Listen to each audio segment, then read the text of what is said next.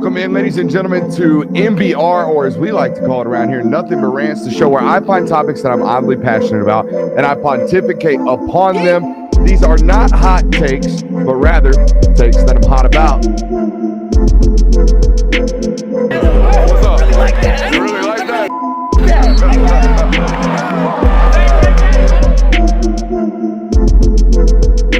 Let's shut up and grind some tape. What is up, ladies and gentlemen? Welcome into the Film Guy Network, brought to you by Better Tonight. It is a Wednesday night. That means college football is here. If we are live on a Wednesday night, it either means your boy just like messed up the schedule because SEC Media Days happened or something bad happened, or in this case, something great happened, like college football is really, really close, okay? Last year on this date, okay, we debuted this studio for the first time, August 7th of 2023. Since that time, we put up about 260 live streams up in this joint, and it's been a great time. I went back and watched some of the old stuff, some of the very first live streams. Even this studio has improved drastically even since the last 365 calendar days since we built it and debuted it. So super glad to have you in tonight. If you are new, make sure you hit that thumbs up button, like, subscribe, and rate, reviewing. We have a loaded show for you guys tonight, but I want to open with this right here. I think last February, maybe last May, I came to the show and I was really, really struggling because I've been out on the trail all day and just didn't have much show notes going on. And the boys put together a great show plan for me while I was out on the trail. And I get home and my wife's got coffee ready for me and even wrote a nice little note for me to let me know, hey, we believe in you. We're proud of you. Thanks for working so hard. And I came to this conclusion that like there are only two things that matter in this life. And the key is these two things, right? You are only as good as the thoughts that you allow yourself to have and the people you surround yourself with, right? You're only as good as the thoughts that you allow yourself to have and the people that you surround yourself with, right? The thoughts that you have need to be proper or excuse me, as the kids say these days, they need to be based, right? They need to be based in factual claim, the thoughts in your head. You certainly cannot be delusional, all right, with your oneself and with one's self-talk. Can't be delusional, can't be too negative, all right? We can be critical, but we can't be delusional or hypercritical or anything super negative, right? You're only as good as the thoughts that you allow yourself to have and the people you surround yourself with, and you cannot be delusional. All right, there's some delusional football teams in 2024. There are some football fan bases in particular heading into this college football season that might be on the delusional side. So here tonight, we're going to open tonight's show with those programs that might be a little bit on the, let's say, cuckoo end of things heading into the 2023 season. Who wants to start, boys? First of all, welcome in. Hope you had a great day. Glad to see you here. What are some teams that might be on the delusional end of things? Let's go ahead and get the obvious one out of the way. Colorado is one of the more delusional fan bases. I feel like this is a layup. Anyone can kind of give this answer. We all know why. Dion giving his takes.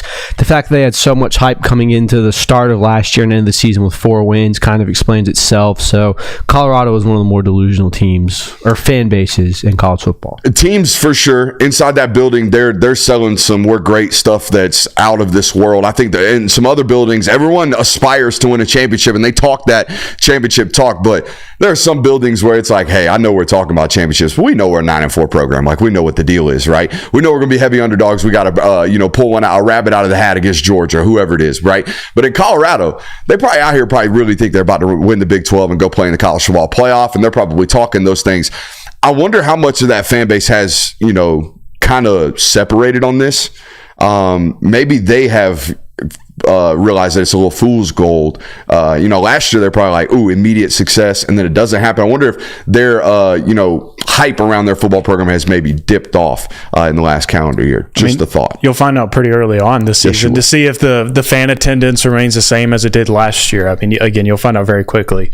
One of my teams that I have is Miami. The Cam Ward hype specifically, I don't want to single out Cam Ward hype, but this is where the Miami hype and the delusion comes from, because they believe that Cam Ward is going to be this saving grace for this entire program, and that it only takes one piece to really solve all of our issues that we had over the season. When Cam Ward does not make you win that Georgia Tech game last year, Mario Cristobal, that was your own doing in that end. And then also, like, considering the losses you had on defense, you lost 2 safeties. One of your best wide receivers, probably your best wide receiver, is now at the University of Georgia. There are still plenty of holes on this roster to where there is plenty of caution to say Miami's probably not winning the ACC this year because there's two other teams, maybe even three other teams that a lot of people would probably still pick over Miami.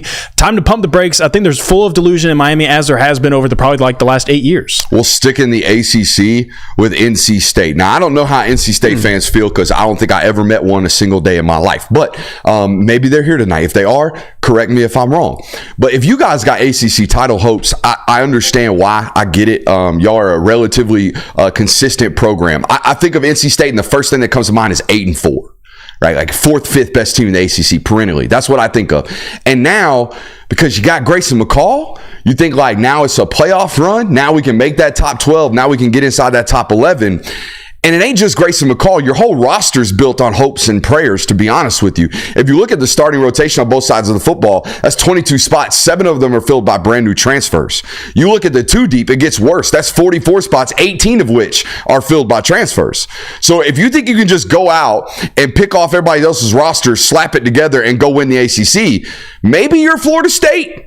But I don't necessarily know that you are Florida State because you're NC State. All right. So I think the NC State hype is a little bit overblown. And also, I know, especially off of last night's show, I might be titled as the king of the anti-Will Howard deep state. However, I run 2 of these coalitions. All right. I got an anti-Will Howard deep state that I am the front, head, and center of. Poster boy, poster child. Grayson McCall, close second, all right?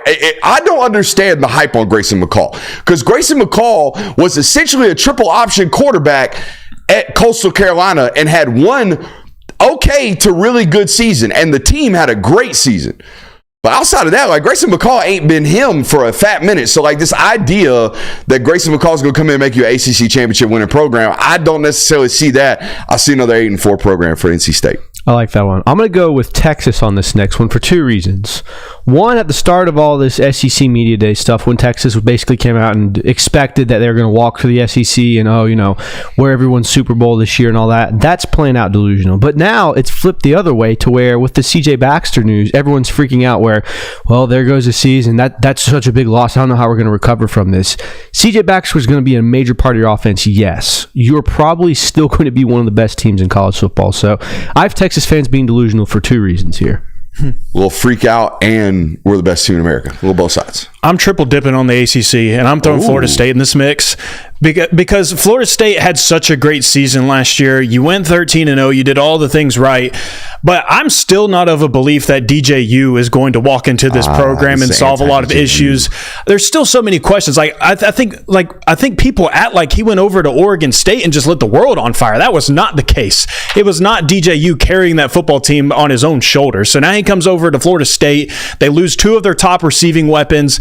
I think they lost a lot on defense. Now, you added a lot from the portal, but I think that the ACC is a crap show because of one of these things right here is Florida State. There are so many questions with you. You're in this crap show. It's not that you're above the crap show. You're kind of flying over it, hovering over it. You're in the mix of this. You're one of the reasons why people sit there at the ACC and they question of, well, I don't know who's going to win it. You're part of that problem, Florida State, because nobody has confidence in you picking you and saying they're the outright winner. They're the outright top dog in this conference. Another football team that took a lot of guys that were on other programs to hope to patchwork their own program. So we'll see. And not all of them. Just for example, TJ Ferguson wasn't starting at Alabama. Is TJ Ferguson a Power 5 starter? Yes. You're going to slide him in and expect him to play like a top, 10 roster quality guard. I hope that's the case. We don't know that to be the case. We've never seen TJ Ferguson play. We're all projecting that. Okay. So that's just one example on a whole entire roster that is lit up on our lads. Love to look at our lads. And they light it up with them oranges. All right. Them orange names. They just got there.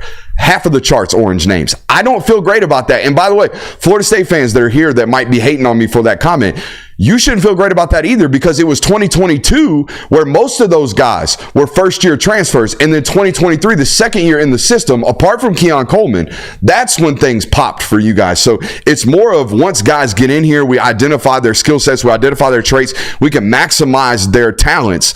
That happens 18 months in. That does not happen for most cases 8, 9, 10 months into the situation. So I'm with you to an extent. However, I still think they're the most talented team in the ACC. I agree with that one. Statement. All right, I got one for you. Now, I know we have some of these fans listening tonight, and I want to preface this with If you're on the side that next year is the year, then I'm not talking to you. But if you're a Tennessee fan that thinks this year is your year, I want to pump the brakes a little bit, because we understand year 2 growth in the system is a real thing for everyone, particularly young quarterbacks. And if my memory serves me correct, Hendon Hooker was really good in 2021. He was great in 2022. Do we all remember that process, right? Same thing for the rest of the offense. The thing about a wide split choice offense is that there are choices to them, okay? So the quarterback and the wide receiver have to be on the same exact page. So it's not just growing pains from a progression. I got to see the field, speed of the game standpoint. That all still applies. There's also a rapport, all right? He's going to do this, and we're thinking the same thing at the same time. I'm seeing cover 6, so he should sit down in the curl he should run a dig because the safety's out over the top of the numbers. These types of things are only available through rapport. I think it is a year 2 progression. It's why I've said, if you look at 2025, the landscape of college football in those particular years, everyone's got a shitload of questions just at the quarterback position heading into that year. Tennessee will not, you presume, if Nico does the things this year. I think year 2 in Nico's progression is when you should be pushing, hey, let's go for a national title. That's a fair one. This next one I feel like is also a little bit obvious, and it's kind of because of what happened last season. It's kind of washed over into this year, but Michigan fans are downright delusional. One, for defending Harbaugh and all that stuff, then for saying, Sharon Moore is going to have this team right where it was last year. The amount of players you lost combined with the schedule that you have, which honestly isn't super difficult, but the fact that you don't have Harbaugh there anymore, all of that stuff, thinking you're a playoff team this year is flat out delusion. Save this team for last for a reason. And I think that I've kind of really started to fade this team over the last couple weeks, I would say, over the last 2 weeks. The more and more I analyze this roster, the more and more concerned I become, because I think they do have these highlight pieces, but I don't think it's going to be enough to necessarily overcome everything else and become a playoff team. Missouri, I think, is a delusional football team this year to think that just because you have an easy schedule that you're going to be plopped into the college football playoff and you're going to have success because you have Luther Burden and you have Brady Cook.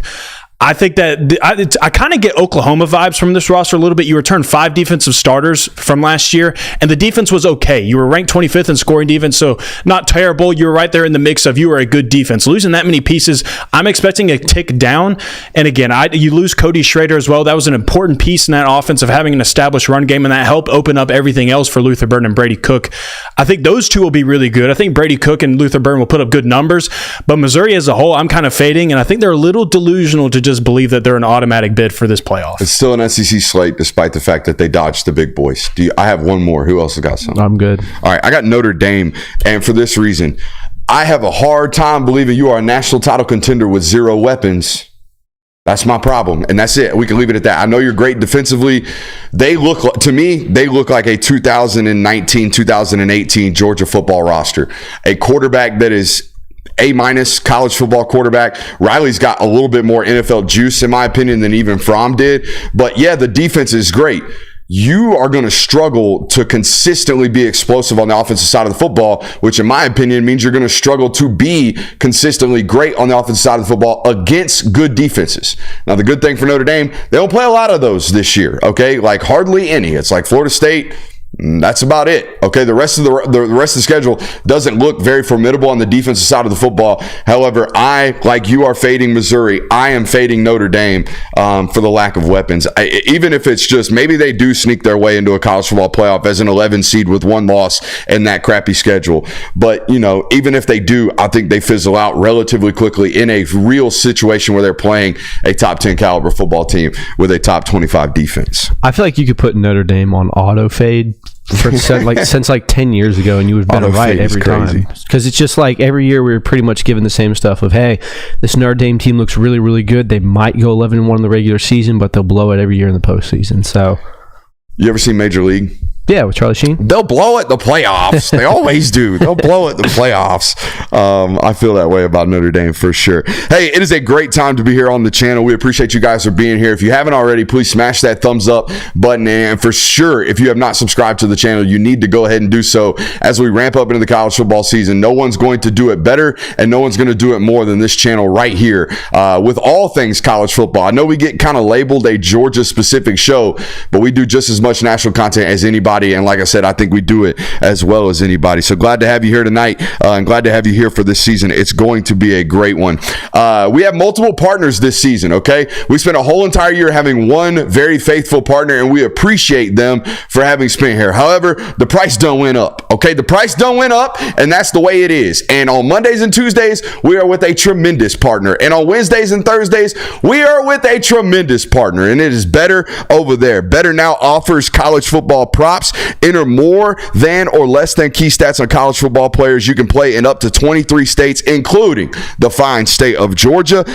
Better is matching first-time deposits up to $250 if you use code Brooks or click the link in the description today. Glad to have a lot more sponsorship dollars and influence coming into the show. It's going to allow us to do a lot more cool things, and it's also going to make me feel a lot less stress-free when we're taking road trips to Austin, Texas in the middle of Formula One drag racing or Formula One racing. You know, that's ideal for the boy, not going to lie. So shout out to Better. Shout out to you guys. Go ahead over there today. Use promo code Brooks. We're also going to do a prop for you guys later in the local hour. We'll do a real quick pick over there to let you know what we got going on. Appreciate you guys for joining us today.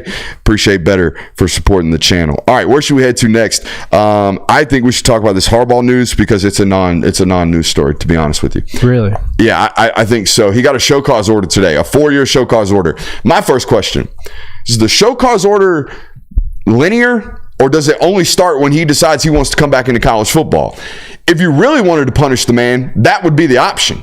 Like, hey, the moment you stop with this NFL stuff and you get fired or whatever happens, maybe it's a successful run with the Chargers, but let's say it happens like it did with the Niners, and all of a sudden you want to come back to college football. That's when your show cause order should start. That's a punishment. What is not a punishment is giving him a 4-year show cause order and a 1-year ban from the sport, okay? When he's got a 5-year contract with the Los Angeles Chargers, I'm pretty sure. Does he not? I think it is. Guess what? You just did nothing. You did absolutely nothing. And yes, now, literally, Sharon Moore is going down with the plane while, Harbaugh gets sucked out Bane style. Plus, I feel like if the NFL or the re-experiment of Jim Harbaugh back in the NFL, if for whatever reason it does flame out with the LA Chargers and say like 3 years, I feel like he would just call it quits at that point in his coaching career. He would happily go sit in a studio, I feel like, and give off his nerdy takes and be quirky and be a good TV personality for the Big Ten Network or something like that. Live in his RV. Yeah.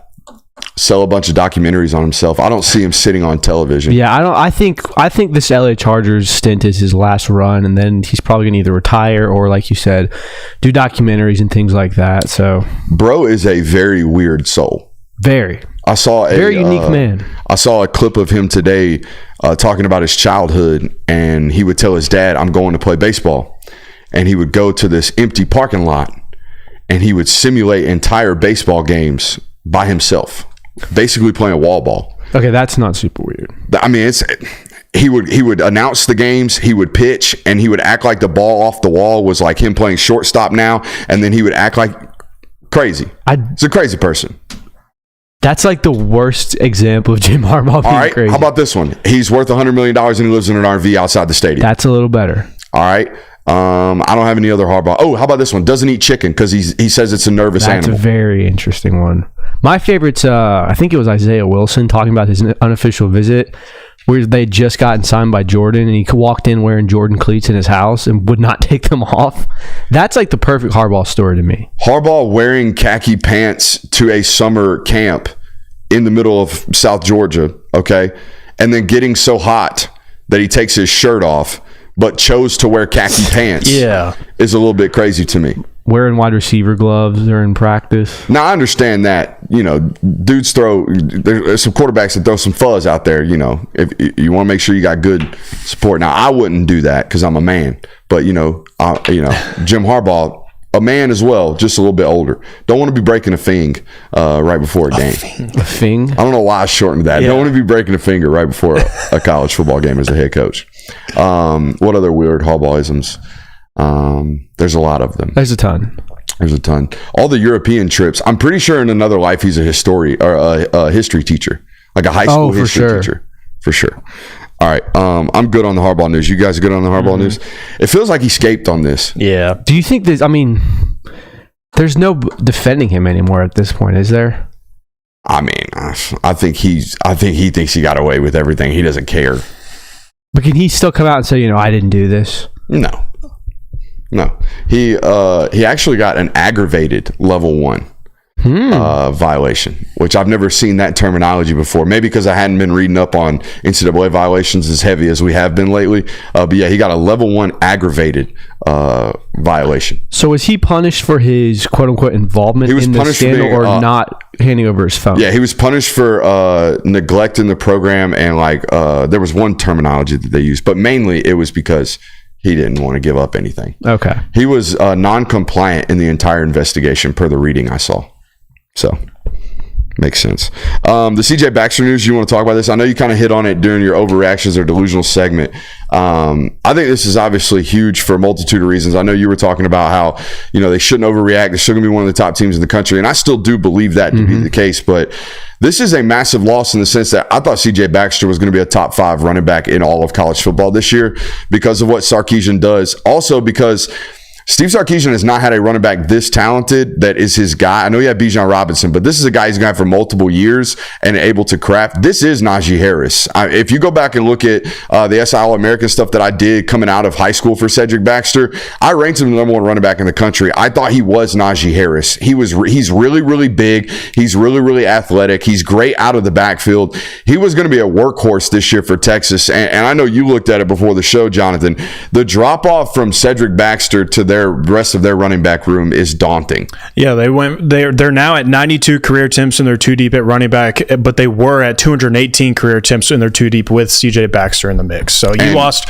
CJ Baxter was about to get 1180 totes this year. Yeah, he was going to be a workhorse. So you lost over 100 career attempts and experience in that room just off of one injury. It's big. Sark can make things happen, though. Right. If you feel comfortable by any coordinator to be able to adjust on the fly, it's probably Sark. Plus, I mean, over the past few years, the running game has never been the focal point for a national title winning team. Michigan was that, but they still ranked 55th in the country for rushing yards. That was my face when I saw that. Play thing. Yeah, it is. So they weren't putting it up, but they were rushing efficiently. Yeah, yards per carry were probably really high. Yeah, so as long as you can just have a maintainable running attack, and you can at least it's reliable enough to where it has to keep defenses honest, then you're going to be okay. But that's the key, is you got to make sure it remains that. It can be Colorado, but it doesn't have to be, Arkansas when, not Arkansas, Auburn, when Gus Malzahn was there. It doesn't have to be that. Right. You know what I mean? I mean, the bottom line is Texas's ability to win a national title this year is still going to hinge on Quinn Ewers and the ability he has to play that offense. That doesn't change. It might rely more on him now because you don't have that running outlet that you had that was so strong, but it doesn't really change things for Texas, in my opinion, other than it makes them a little bit harder on offense. A lot more window dressing early in the season, I would imagine, if you're preparing for Texas right now. If you're preparing for Texas, Michigan, all right, that's their first big game of that football season, I believe. Or do they? No, they. I think that's a week 2 matchup, yeah. Yeah, I think it's week 2. So Texas gets a cupcake and then plays Michigan? Probably. You're going to get a lot. You're going to get a lot of window dressing. However, Michigan gets that at home, so maybe that's negated just a little bit due to crowd noise. I don't know. So it makes that one far more interesting, in my opinion, because you're still trying to figure out what the rest of your running back room is going to look like out there at Texas. Any other thoughts on that one? Doesn't sound like it. Does it change your win-loss predictions for them? I don't know if we've done that yet, but I think it certainly changes the Georgia matchup. It changes that football game. Just from a box count standpoint, I think they have to pay less attention to the run game and can focus more bodies and eyes on the passing attack, which is what now Texas is going to have to beat you with explosively. But again, Sark can manufacture touches for those running backs. All these guys that do it offensively as well as Sark has historically, and Sark's got NFL traits as well. He's got NFL backgrounds. And it very much is akin, it's more of a college version to me of the Shanahan offenses. All the horizontal motion, all of the running across the field, drags, deep overs, mixed with some RPO stuff from college. That type of stuff lends itself to being very, very it doesn't make you depend upon power backs or, featured backs. If you do have a featured back, it's great. But even last year, Cedric Baxter was really the 2, and they had another guy that was really the starting running back. They weren't elite at running back last year. Jonathan Brooks. They were just really good at running back last year, had a chance to be elite this year, and it didn't hamper them from being a top 4 team in college football. Yeah, so absolutely. I think it's okay. All right, on to our next segment and the most important segment of the night. We are going to predict the playoff. Okay, we are 3 weeks. 3 weeks from the start of college football. It'll be here really, really soon. So this is kind of ignore this and act like you didn't remember it when we picked conference champions, because we're going to pick conference champions in the midst of this because we have to. All right, we're kind of doing this back asswards, but it is what it is. All right, we're going to do our college football playoff. So me and Jonathan, hold up your bracket. Me and Jonathan have a bracket printed. Are you trying to throw shade? I'm trying to go for it. And Kirby does not, because Kirby didn't want his. Kirby has it written down and has it on his. Oh, you look at you. Okay, we're going to have to print that. Mr. Gen Z. And put it up on the wall. Mr. Gen Z only uses tech. All right, we're out here killing trees. How do I still be the bad guy in that? That's right, bro. It's 2-on-1. You're always going to be the bad guy. Had he been isolated there, we would have picked on him. All right, who wants to go first? 1 through 12, and then we're going to pick the seeds. So I think how this should go is you tell your 1 through 12, then you pick your bracket, and then we go on to the next one.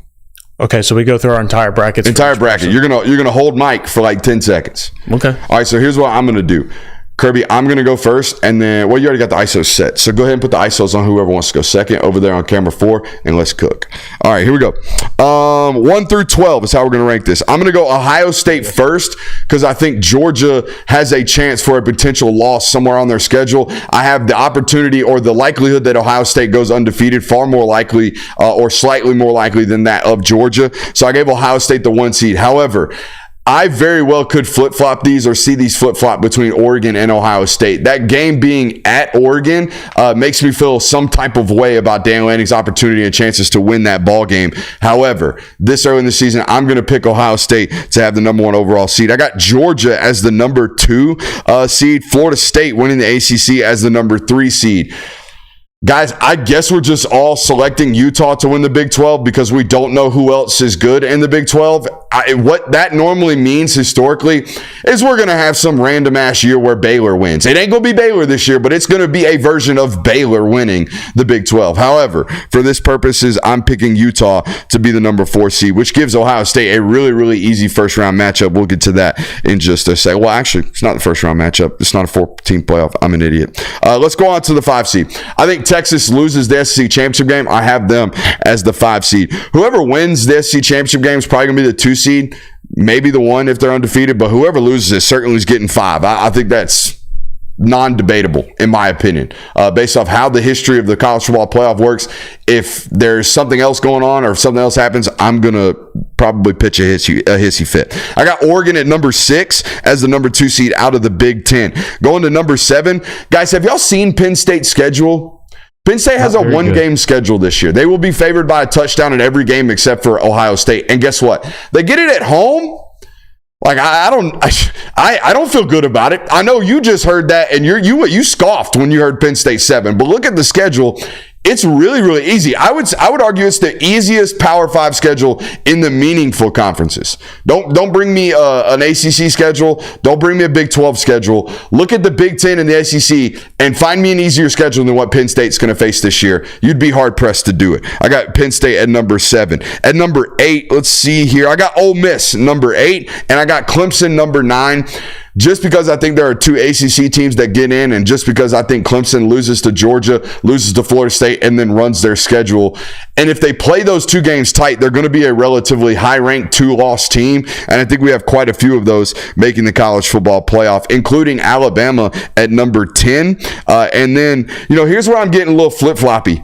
I don't know whether or not I'm going to put in Notre Dame as an 11-1. Congrats, you walked through that schedule and only lost to Florida State. Or I'm going to take a 10-2 SEC team or maybe an 11-1 SEC team like Missouri.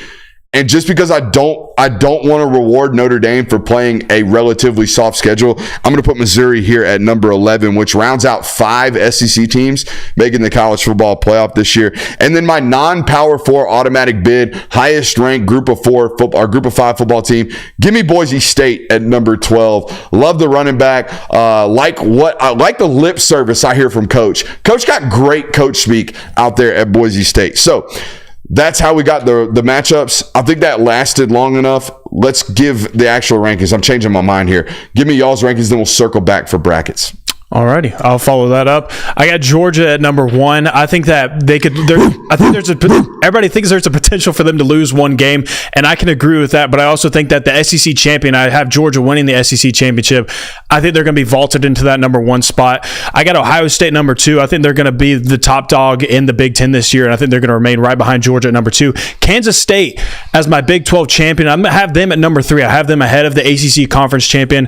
I think that Avery Johnson has the potential to really just be the star in that conference, and I kind of am losing faith in Utah and what they have going on there. I like Kansas State. They've been a dominant team in that conference for quite a while. Or I shouldn't say dominant, but they've been a very consistent team. This is going to make Kirby ears perk.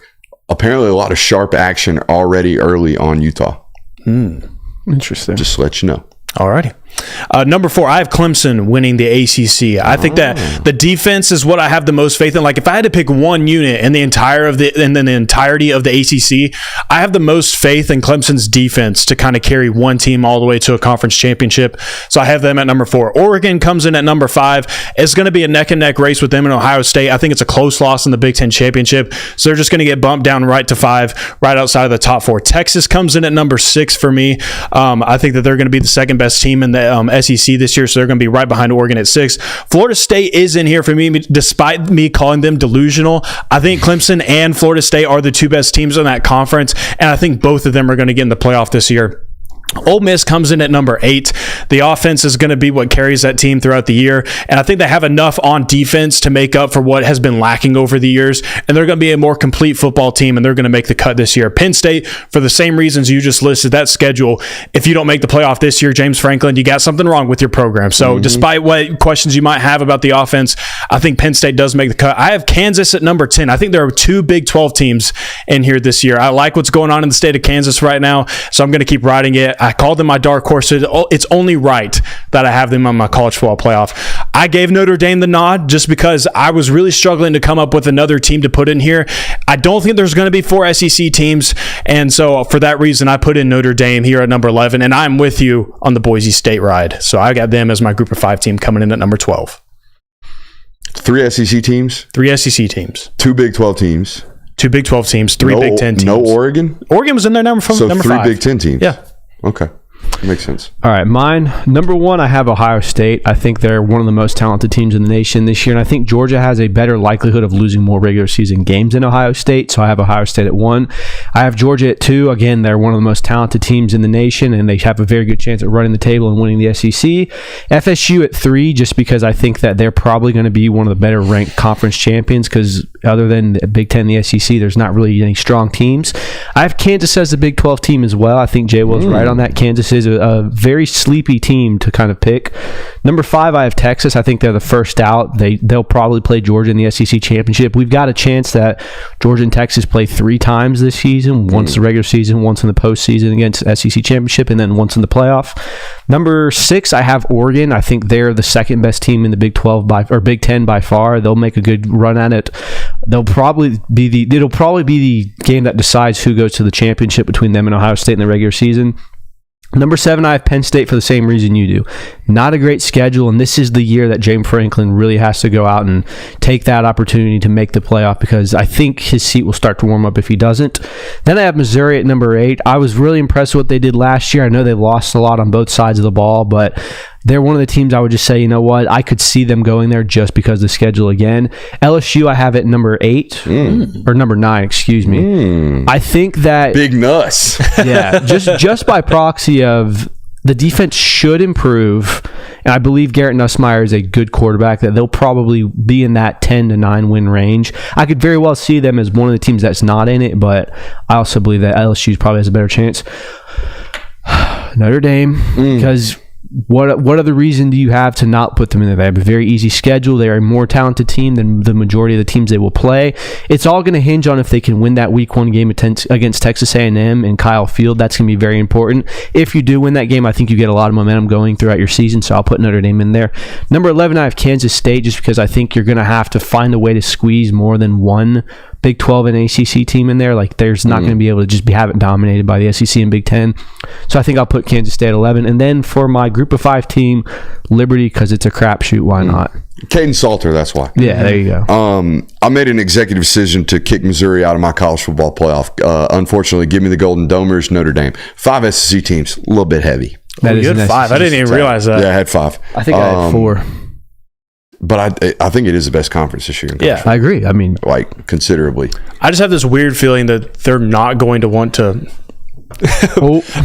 They're not going to that the committee is not going to want to overload it with one conference in the first year. I think there is going to be some hesitancy from that committee to do that. All right, here we go. Let's pick the brackets.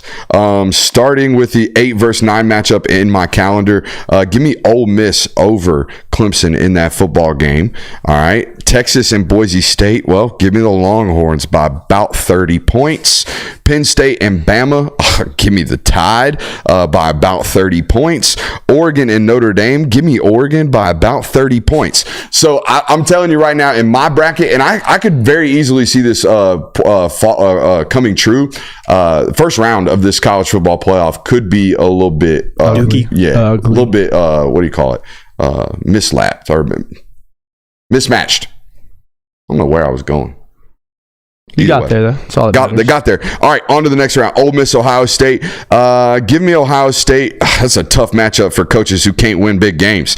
Utah and Texas. Give me Texas in that football game. Bama and Georgia. Give me them Dogs, all right, in that football game. Florida State and Oregon. I like Oregon by at least a tud and a half in that football game. If Oregon gets this shake, they're making the Final Four. I'm going to tell you that right now. On to the Final Four. Georgia and Oregon. Give me the Dogs again there. Texas, Ohio State. Give me Texas because I think Ryan Day poops down his leg. And then give me Georgia to win the national title. I know. Shocker. The boy picked the Dogs. I have a feeling there might be a trend here. Oh, no. We can't do that. Don't worry. All right. I got you. Yeah. That's my guy right there. That's my guy. All right. Go ahead. Can't say something I don't believe, All right. My 8 versus 9 game, Ole Miss versus Penn State. I'm going to take Ole Miss. Don't bring a knife to a gunfight, James Franklin. That's what you'd be doing in that football game. You can't hang with the offense. I got Ole Miss moving on to that one. Oregon versus Boise State. Ducks roll that one. FSU versus Kansas. I got Kansas with the upset, the 10 versus 7. Kansas moves on to the next round. Texas versus Notre Dame. I'm going to take Texas in that one. Notre Dame, your first round exit, just as you are every other year.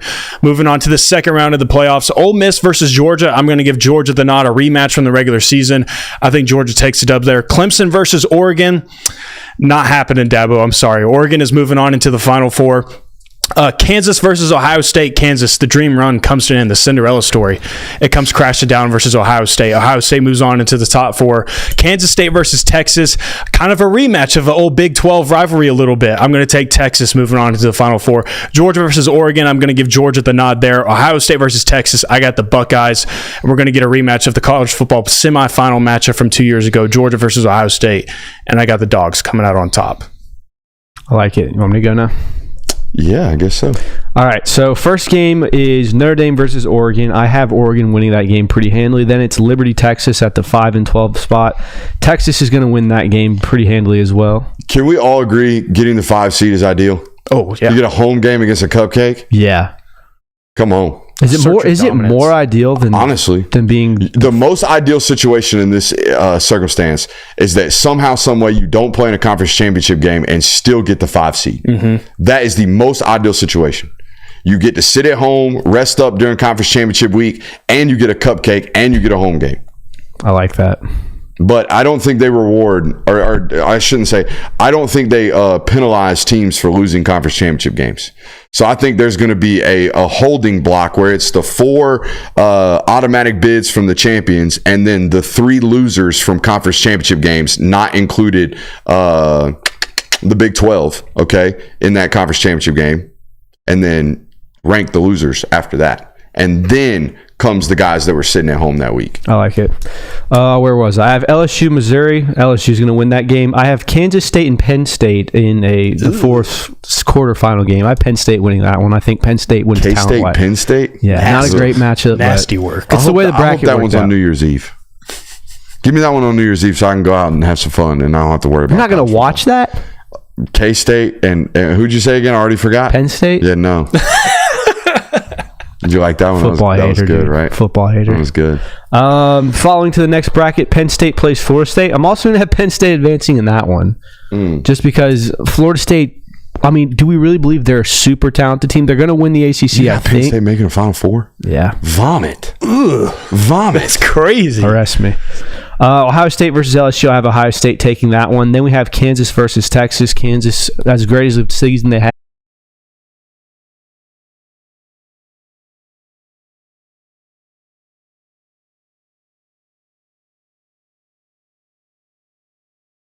Their stream disconnected temporarily. Yeah, I'm seeing it as well. It's back though. They couldn't handle the Penn State. It's been in and out. I don't know what's going on there. I'm assuming that's a Streamlabs issue. I guess, yeah, it just flashed up. It's back up now. Yeah. I see it. We're fine now. I think we're back up on Twitter as well. Maybe not. Might be down on Twitter. I don't know what's going on there. There's nothing I can do to change that. But let's keep rolling on with the show as if it were still live and still up no matter what. Okay. Where are we at next? That's our college football playoff predictions. Those are our playoff predictions. Those are our college football playoff predictions. Stream couldn't handle the Penn Stream State couldn't handle the takes. They couldn't handle Penn State being a Final Four team. That's what the stream was throwing up about. We got blacklisted off the internet for saying Penn State was a top 4 team. That's crazy. I don't love that take either, but it's just the way the bracket worked out. It's just the way the cookie crumbled, huh? That's how it goes sometimes. Fucking way she goes, brother. All right, on to our next segment, which is we are into college football's highest paid positions. Is this something? Who put this in the show notes? I haven't read this article. What's going on here? So it's basically a article that ranks the top positions based on NIL earnings. Okay, is this updated? Yes, I believe so. Because I think we read this article a while back. Has this changed? Is this new numbers is what I'm saying? Is this new data? Because last time I checked, wide receivers on that list were averaging like $180,000 or something like that. New list. New list. Give me new data. Before I give you the list, what do you think the number one position is? Quarterback. No. Impossible. Offensive line. Defensive end. Dubious. Very dubious of this claim. I'm just reading the list. So the number 5 is wide receivers, an average of 89,000 average annual. Who's this coming from? This is from Athlon Sports. Okay. And what are they claiming their sources are? The NCAA launched the NIL Assist Data Dashboard last week, revealing how much college athletes earn through name, image, likeness deals. Huh. So it's it's interesting. I was talking to somebody inside the building that said back in the spring they sent out an email to all the players where they had to basically disclose all of their advertisement deals north of $600. No different than the IRS. The IRS, you make more than $600 for anything, you have to claim it on your taxes. I think you have to claim it now on the NIL forms or whatever. Go ahead. Yeah, so wide receivers is 4th with $89,000. Or wide receivers is 5th. Linebackers is 4th with $107,000. Cornerbacks is 3rd with $124,000. Quarterbacks 2nd with $151,000, and defensive ends $167,000. So kind of interesting that defensive ends is edging quarterbacks. Give me those back again. Starting at 5. Sorry, I was looking at the stream. Wide receivers at 5 with $89,000. That's cap. Linebackers at 4 with $107,000. Cornerbacks at 3 with $124,000. Quarterbacks at 2 with $151,000. And defensive ends with $167,000. And this is average across Power 4? Yes. Okay. Or NCAA as a whole. So the big boys are obviously making way more money. All right, so this includes the left tackle at Wake Forest and the left tackle at Ohio State. Correct. Who are making considerably different money. Very much also, so. like schools like Virginia, I don't know if they got any NIL money going on. You know what I mean? I don't think they're out here pouring it out, you know? So these averages could be a little bit misleading, I would imagine. I think the starting salary baseline for a really, really good, high caliber, top 12 roster is probably about $200,000 across the board.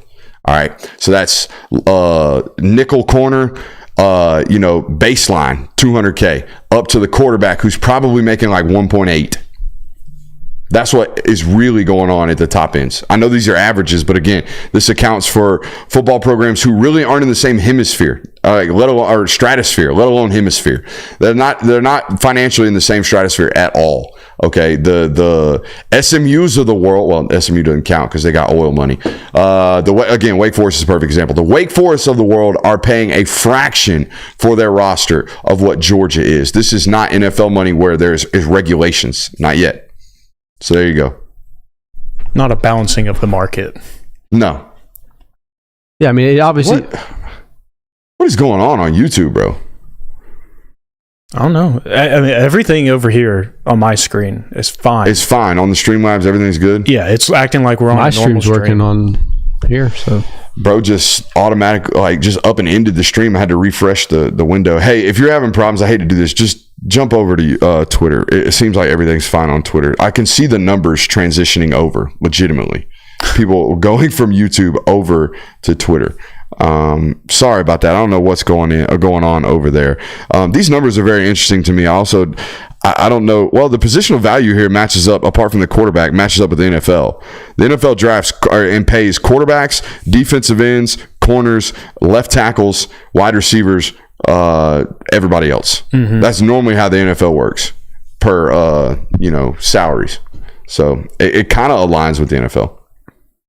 Line of scrimmage is most important, as always, and then it's quarterback. Even though quarterback is the most important singularity. It's interesting to see offensive line doesn't make this top 5 list. Yeah, because On 3 had him like the second highest paid position. Defensive end is weird. Premium. Yeah, it's a premium. I get that. Like if you're elite. This offseason, you know who got the bags was defensive tackles. Mm-hmm. Every defensive tackle and their mama that was worth a shit hit the portal to see if they could get a bag. So, interesting. I don't know how much I believe these things. Yeah, I mean... But this is reported to the NCAA Clearinghouse, is what you're saying in that article. Yeah, so it says, but it's also... Do they report everything? How much of all the money is actually being reported? That's what I'm saying. Is this just the name, image, and likeness money, not the pay-for-play money that's going on right now? Because pay-for-play money is far more existent and far more rampant than actual real Zaxby's is paying me to be an advertiser. Right, but pay-for-play is still not technically... Just on fire lately, bro. Go ahead. Pay-for-play is not technically legal yet, right? Like, you can't technically do that. Well, no, it is now. Right now, it's legal where I'm just paying you to be a member of the roster. Right, but like it's not a revenue split as it is system-wise. And it's still technically, you're not allowed to pay athletes just for playing, even though everyone knows what's going on. That's exactly what's going on. But eventually, they'll sign over and become virtual employees. Right. But right now, it's just, hey, thanks for being a Texas A&M Aggie. Here's $48,000 a month. It's for lack of a better word, decriminalized, where Correct. You do it, no one's going to ever enforce you or stop you from doing it, but you're not allowed to do it. Won't even write you a ticket. Exactly. Won't even write you a ticket. Hey, man, will you put that out for me? That's about it with regards to actually regulating the sport right now, but it's on the way.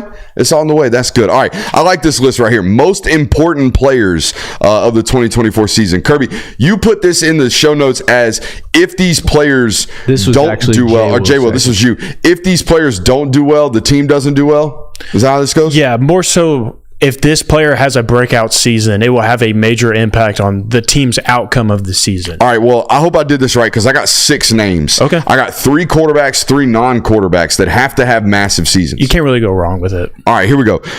3, anti-Will Howard deep state. If he has a great year, they're walking away, in my opinion, with the national championship. There's just so many great football players top to bottom. Walking away is a little bit strong.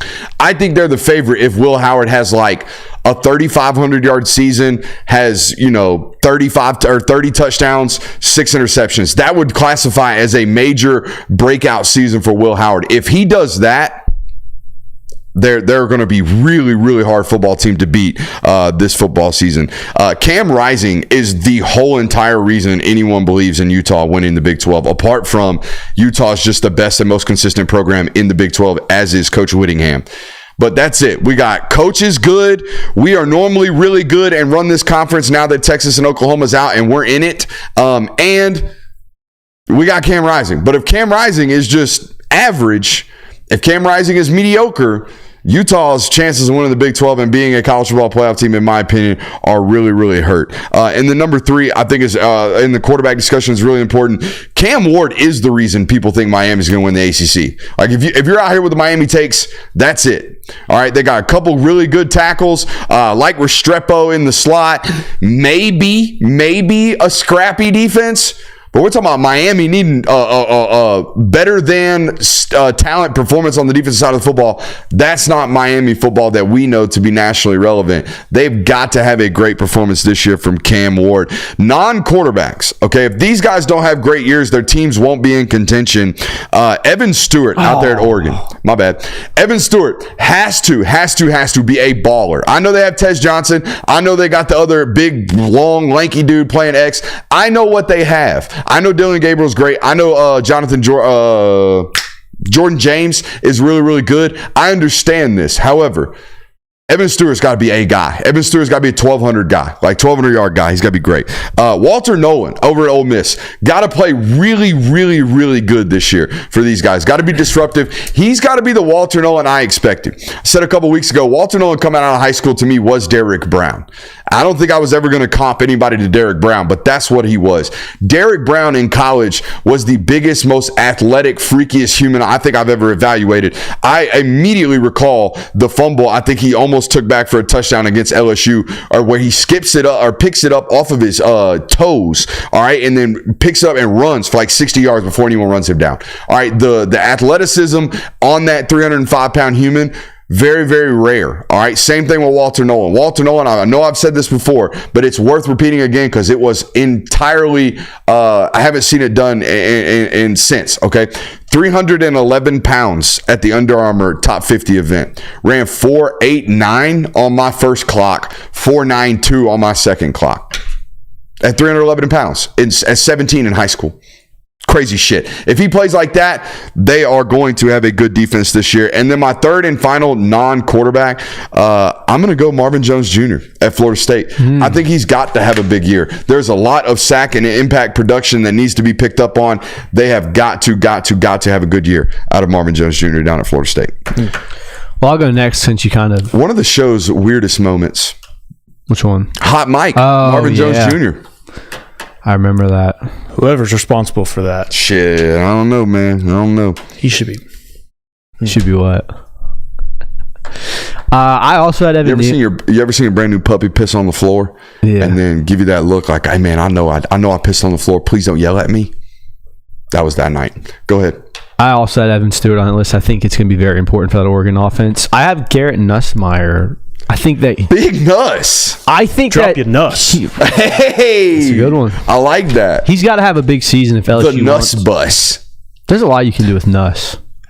In Nuss we trust. There you go. Keep going. What else you got? I don't know. Come back to me. I think the success of LSU's season hinges on how successful he can take over that offense and account for what Jaden Daniels did last year. Like, we all know Jaden Daniels was pretty much the entire reason that offense clicked. He has to now pick that up, and if he can, it'll be he's still thinking. I don't think I'm trying to drop you Nuss, and I don't think you will. You can't. But no, Garrett Nussmeier, we talked about Cam Ward and Will Howard. I think Devin Neal is one of these guys for Kansas. Chat got me busting Nuss. There you go. But Devin Neal is also one for Kansas. I think if he can have a really big breakout year, Kansas can make a really big push at the Big 12 and win that. Who else do I have that you didn't already say? Nico for Tennessee in his first year starting. If he can break out and be the guy that everyone really expects him to be, Tennessee could be a playoff team. All right.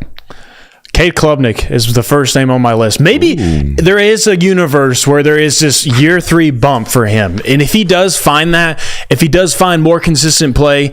I want to say this. It's only year 2 as a full-time starter. Yes. As a freshman, he got a more run than most, but it is year 2 as a starter, but it is year 3 in college football. Yeah, just make year 3 college football. You're right. We got harped on with this from Clemson fans, and I want to clarify. We know it's only year 2 for him as a starter, but it is year 3 in college. Go ahead. Yes, a great point to make. So if he can find that, if he can find, if he can dig back into his bag of what he was as a high school prospect coming into college and just find some consistent play, then I think there's a lot more faith in Clemson as a team. What are you giggling about? I'm laughing at the chat. And I'm also thinking about that. You seen that old guy? I think he actually RIP. That's like, oh Lord, I'm about to bust. Oh Lord, I'm about to nuss. Good Lord. Go ahead. So Cade Klubnik is on my list. I think you could do this for any player at this position group for this team, but I'm going to go with Kobe Prentice for Alabama. One of those wide receivers needs a breakout year for this offense to really develop and become what people are hoping it will be under Kalen DeBoer, get to what Washington was, where they were last year. If they can have somebody in that wide receiver room step up and have this massive breakout season, then the offense is going to be dangerous. But I think it requires one of those guys to actually have a breakout season. I just highlighted Kobe Prentice because I think he might have the best option to do so. I think this is our chat sweet spot. We've stumbled upon this with fat quarterback names making fun of me. Oh, that went for like a week. And the Nuss thing's going. I mean, nothing but a G thing, baby. I mean, come on. Nussin' better. Perfect or nussin'? In Nuss we trust. He hasn't listened to a word we said the last 2 minutes. That's okay. So you know. He's just been reading the chat. This is where the chat is in its peak phase right here when they're out here using their own creativity. Get that Copenhagen Nuss. Yeah, that's what you need. And then my last one. And this one really goes to you, Christian. Drew Aller needs a breakout year.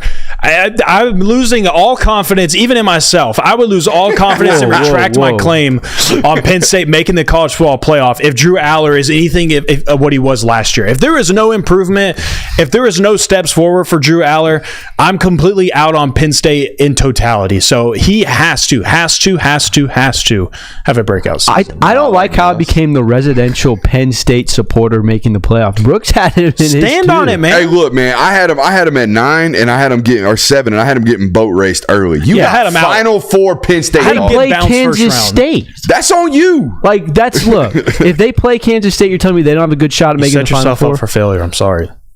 Look, I do not think Penn State is one of the 4 best teams in the country. Bro's going to put it out on Maine. I want that on record. This is not... Never mind. I'm not going to do it. Just gaslight the audience. Any more important breakout players? No. Not that I can think of. There's probably one that we're missing. Not like Nuss. It's a big hot song, not like us. I know we're crunched on time, but I think we do have to do this segment. I think it's only right. What segment? A What If Wednesday. Oh, first Wednesday of the month. What If Wednesday, boys. What if Colorado loses to North Dakota State? Ooh, shit's going to get real ugly. Sticky early. Sticky. Colorado bad? Is Colorado not good? But no, you're going to have your hype train derailed so quickly. Like, at least last year they had a 3-0 start. 4-0, I thought. 4-0 start. Did they really close out with losses? They really did. So, but yeah, they had a nice hype build up that kind of where they peaked and was, Colorado might be a playoff team this year. Of course, it all came crashing down. But if you start out 0-1, you can kiss any of that hype goodbye. Where's he going now?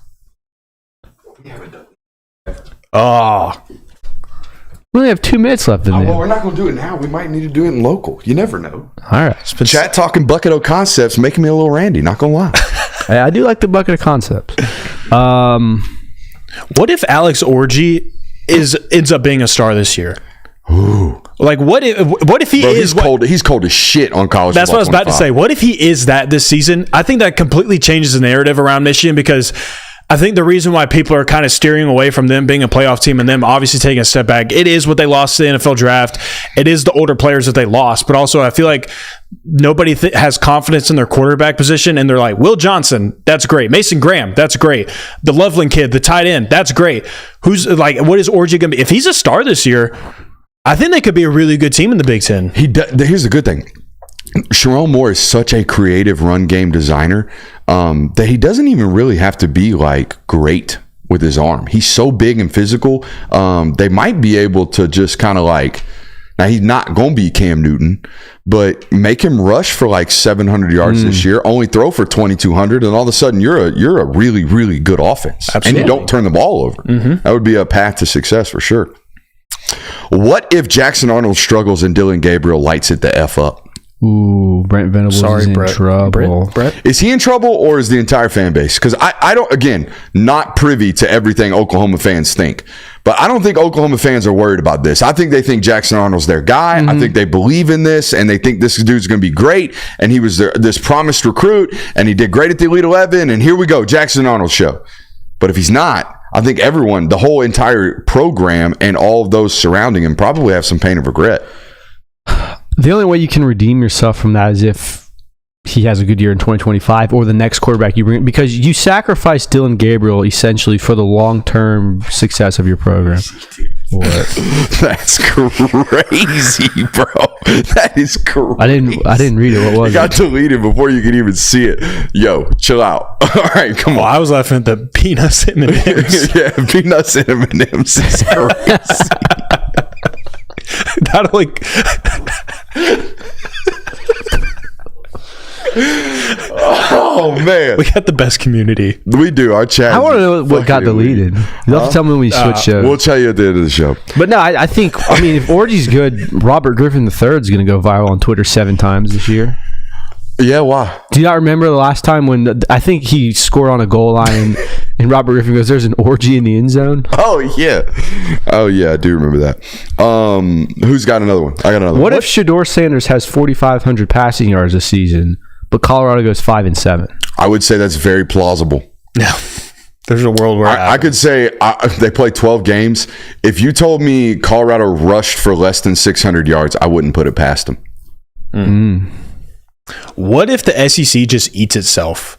I think the regular schedule is set up for this to happen. Like every single top team in this conference is just 10-2. Like Georgia beats Texas, but then loses to Alabama and Ole Miss, and Texas finds 2 losses. Like I think that a lot of the teams that are projected to be one of the top teams in the conference, I think there's a world where they just kind of eat itself.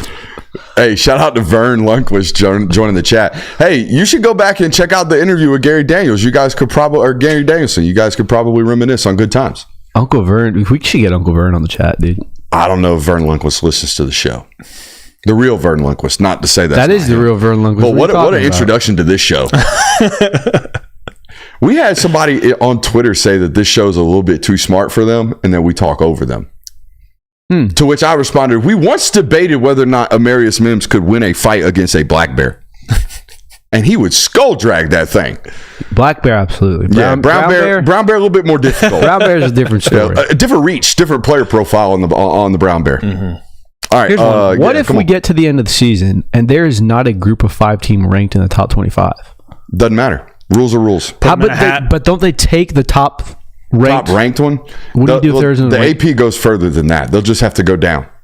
Find the highest, whoever got the most votes. There's going to be one. But do they do it by AP? Because the committee makes the top 25 at that point, and that's what selects. Well, the committee will definitely rank a non-top. Someone's going to be ranked. There's always one team that's ranked. But just wishful thinking, because I wanted to see chaos for the committee.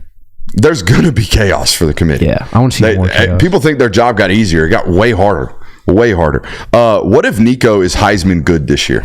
I had that on mine too. Tennessee's going to be really Actually, I put it as, what if Tennessee's offense returns to 2022 form?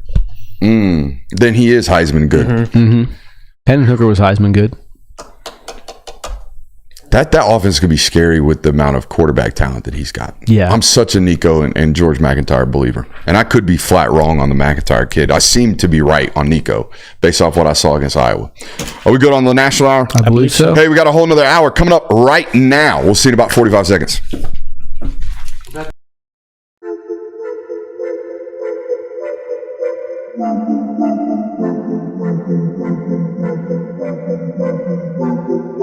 Welcome into Talk the Dog, the show where we find a bone to pick and a take to give. These are not hot takes. These is dog takes. Can I talk that dog? What's up? You like that? You really like that?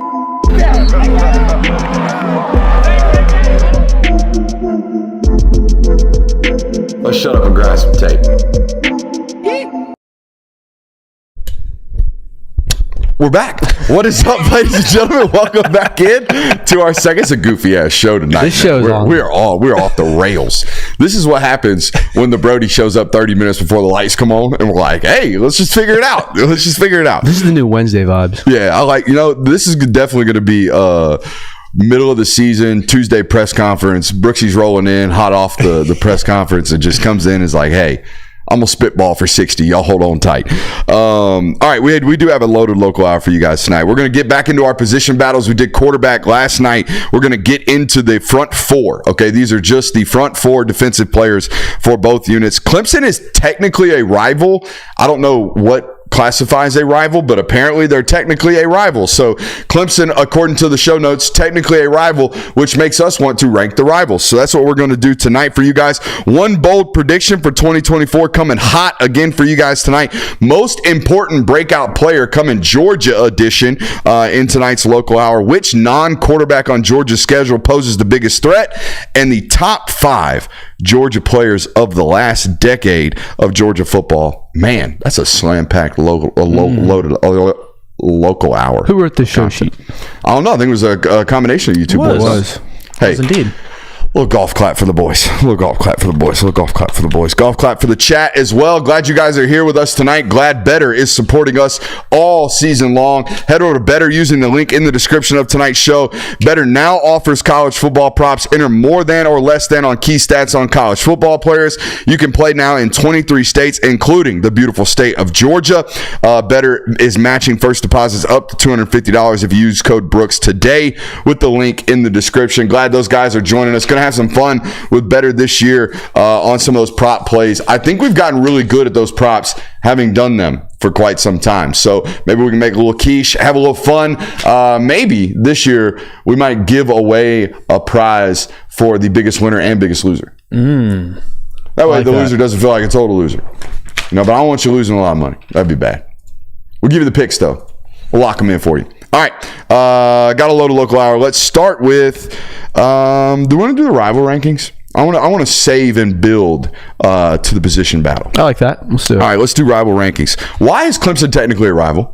They played annually for a long time, from like the 60s to the 90s, I believe, early 2000s. So, and this, I mean, that you had that 2013, 2014 where they opened the season against each other. That was kind of the rekindling of that. And then the 2021 game, of course. So they're technically rivals. They're older rivals, but that rivalry's definitely fallen off big time. So. And it's a border opponent. Mm-hmm. You share a state line with this university, so I understand it. It makes sense. All right, who wants to go first? I'll go first. Okay, you can go first. And here's how I did this. I did this based off my 5 years of being on this beat. Okay.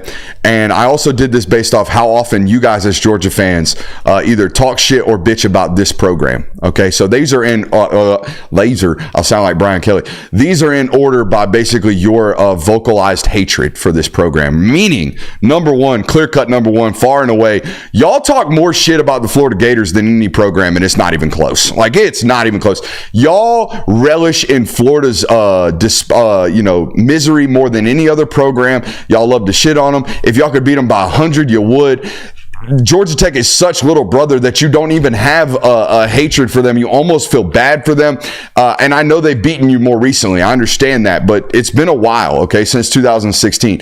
I don't believe you guys have that hatred anymore for Georgia Tech. You certainly will always have it for Florida, because Florida's taken things from you, okay? Florida has been a good program. Florida has won national titles. If you're old enough, you really, really hate Steve Spurrier. Like, you can't wait for dude to croak so you can go spit on his grave. That's how Georgia fans feel about Florida. Okay, number two, for the same reasons the Spurrier was there, this is far more recent. Bama. All right, y'all got some demons. Okay, some skeletons in the closet for Alabama, and I understand that. Even though DeBoer is there and Saban's not anymore, it's still the Crimson, and you still dislike their fan base. Shout out to Smooth.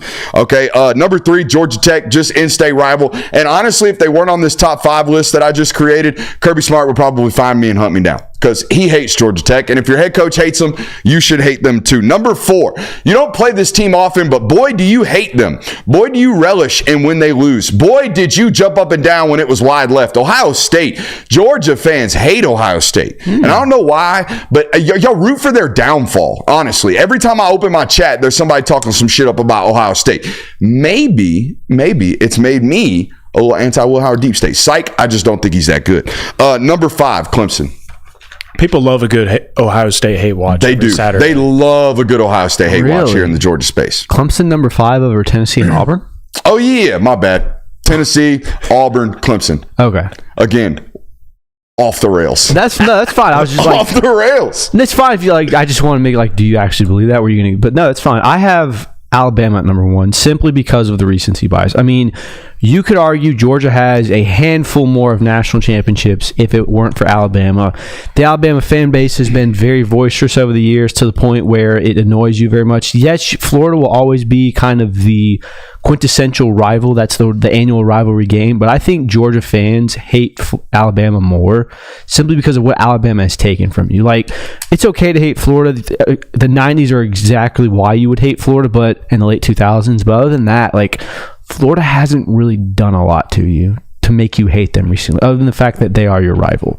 So I have Bama at number 1. I have Florida at 2 because of that. I put Auburn at 3 just because the Deep South told us rivalry, and those teams always seem to chirp a lot when the time comes. I think you could argue, though, that Tennessee should be at number 3 just because when Tennessee fans are excited about their team and they enjoy it, it becomes pretty insufferable. Yeah, I'm regretting my list.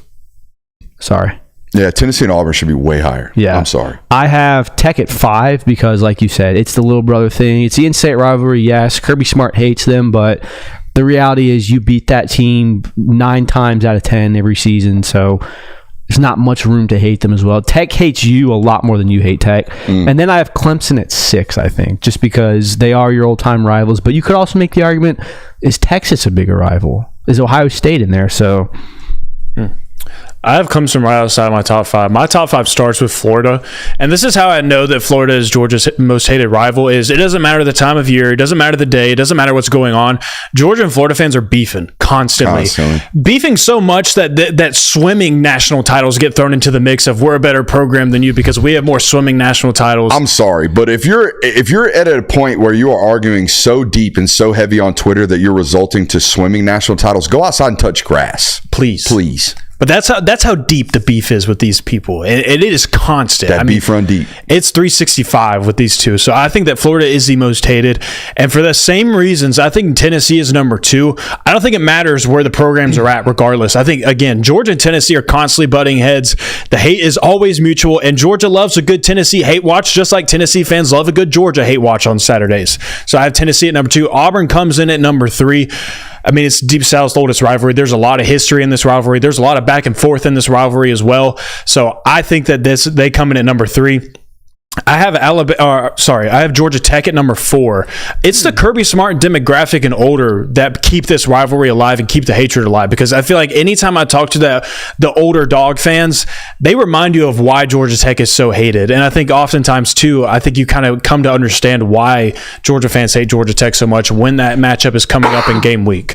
I have Alabama at number 5. I've been on record saying I don't ever feel like that it is a rivalry, but I understand why it is a rivalry. There's still very much a lot of hatred between these two programs and fan bases, so they're number 5 for me.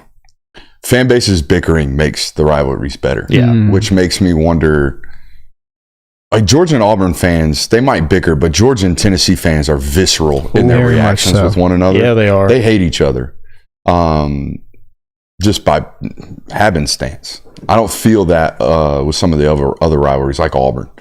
Auburn seems more of a respectful... Like there's mutual respect. From my personal experiences, Auburn, you're not going to get spit on at Auburn. You're going to get spit on in Tennessee. Yeah, Auburn and Georgia fans typically get along. Like outside of everything, they share hatred. There's so much common hate between the two that I think they kind of bond over that. They still do not like each other though. Unless you live in Columbus. I'm sure there's pretty heavy arguments between Dog fans and Auburn fans. For sure. All right. We good on the rankings? Yes, sir. I would love to hear you guys' opinions on that in the chat and in the comments as well. Top 5, or maybe just rank your rivalries. I got Florida. Let's go Tennessee, Bama, Auburn, Tech, Ohio State, Clemson. That's what my final list is going to be, by the way. Changed it up on you guys. It's fine.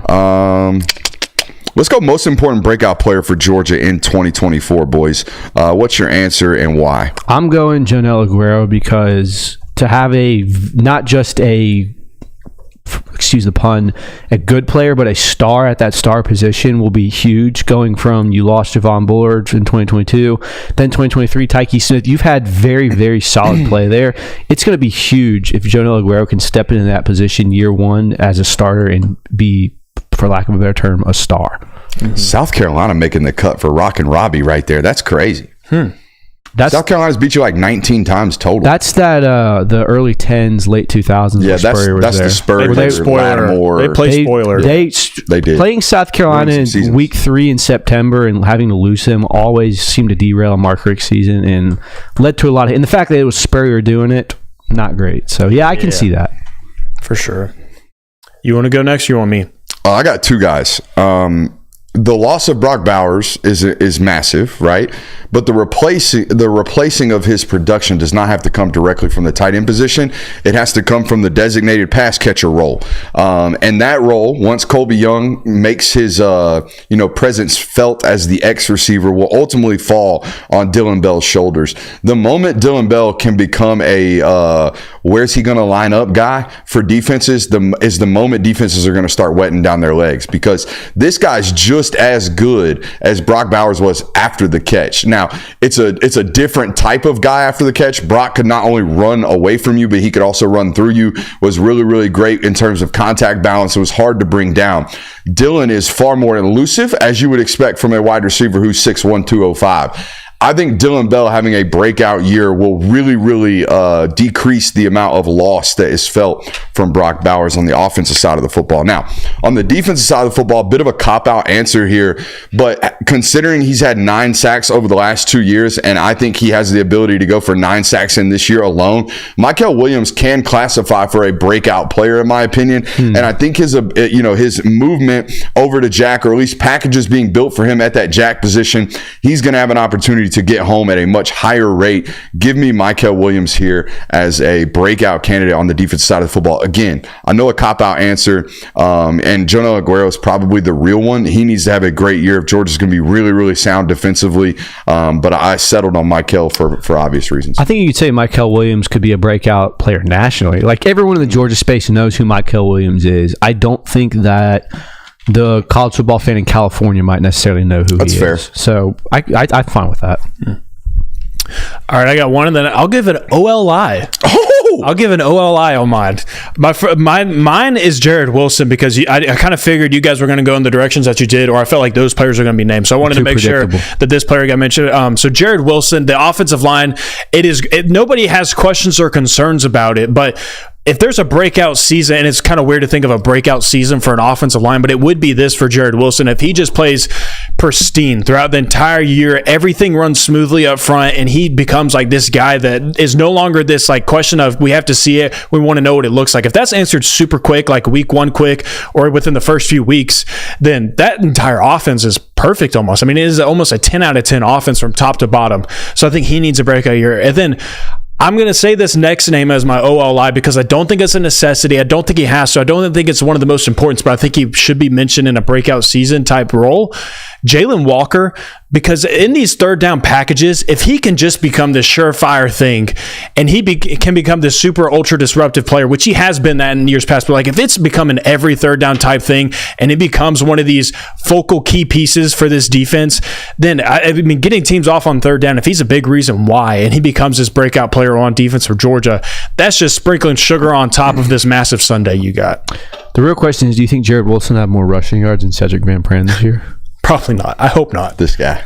That's good stuff right there. It didn't actually get recorded as a rush. Really? Yeah. No, Cedric made everyone know that in his mind, he got a 3-yard rush, but I don't think it was calculated in the stat book, unfortunately. Damn, that sucks. I'm sorry to hear that. It does. One bold prediction, and I got it right here. You ready? Let's hear it. Not a single opponent that plays Georgia in the state of Georgia will get within 17 points of a final score. So the opponents they play in the state of Georgia, that Atlanta, okay, right? So these opponents: Clemson, Tennessee Tech, Auburn, Mississippi State, Florida doesn't count, Tennessee, UMass, and Georgia Tech. All of those games, Georgia will win by more than 17 points. That's a very bold prediction. I like it. I have Carson Beck will break Aaron Murray's record for touchdown passes in a single season. Was it 38? 36. Okay. Which would be a 13 touchdown increase from what he did last year. So it's a pretty big increase, but I think he can do it. Certainly can do it if they get deep in the playoffs. Mm-hmm. And if he improves red zone offense, like you'd have to say they left probably 5 or 6 touchdowns on the board last season when it came to the red zone. Yeah, at least. So Right For there's sure. 5 more. Then you increase it through 10. I think he can do it. Georgia only has one fourth quarter sweater this season. So I'm talking about there's only one game on this schedule. Whoa. You think they're going to handle 2 of the 3 games on the road this year? I can see it happening. Okay, that's bold. That's the definition of a bold prediction. That's more bold than... What do you define? Bring the heat. Up. Basically, my prediction boils down to whether or not they beat Auburn, Tennessee, and Clemson by 17 points, and I think that's doable. What do you define as a sweater? Because if Georgia's up 10 with 5 minutes left in the fourth quarter and Quinn Ewers still has the ball, I call that a sweater. Like, Yeah, I'm talking about you're in the fourth quarter and you're sitting on the edge of your seat because you have no idea how this game is about to go. so you don't think they're... You're basically saying it's not going to be a one-score game by the time they get to any fourth quarter. Who's the sweater? I mean, I would say it's either Texas or Alabama. Wow. But I think that with the news of CJ Baxter, I think there's a world where Georgia walks in there and just, hey, welcome to the SEC, pal. Ooh, Wow. This is bold predictions. I know. I like it. I mean, like you it. might as well call it unless it doesn't happen. It's a bold prediction. That's right. It's bold. That's right. It's certainly bold. Oh, another great segment. Unless it doesn't happen. Oh, I can't wait for that's those. great. I can't We're wait bringing for that those back. back. Oh, man. How many sweaters was Georgia in last year? I can think of 2. Auburn off was the top. one. Auburn, I would call Tech a sweater. No. Not fourth quarter, I I would say. never felt like that game was going any other way than Georgia winning. In the regular season, it was just Auburn. Just Auburn. And then Alabama in the SEC championship game, obviously. Yep. Those are bold predictions. Those are very, very, very welcome. bold predictions. Those are extremely bold. I like those. All right, on to our next segment. We're going to do position battle dead last tonight. Let's go. Which non-QB on Georgia's schedule possesses the biggest threat for them this year? You're going to see a mega theme in mine. I'm going to tell you that right now. I have 2. Okay? I went first, James Pierce. I think James Pierce is the type of pass rusher that can disrupt the game. Absolutely, like strip sacks, fumble. They get the ball back. Tennessee gets the ball back inside their 20, and they score a touchdown. That is a momentum-changing play. God forbid something happens to Carson Beck because of James Pierce. I think he can also disrupt that game throughout just because of his ability to rush the passer. So James Pierce is a very big threat who is not a quarterback. Second one I have is Marion Brown. Okay, go ahead. I was going to shuffle him around. Hold Marion Brown. Okay. Hold Marion Brown. We'll come back to him. I got Eugene Wilson. Florida receiver. I think he's really electric. They call him Trey. I know.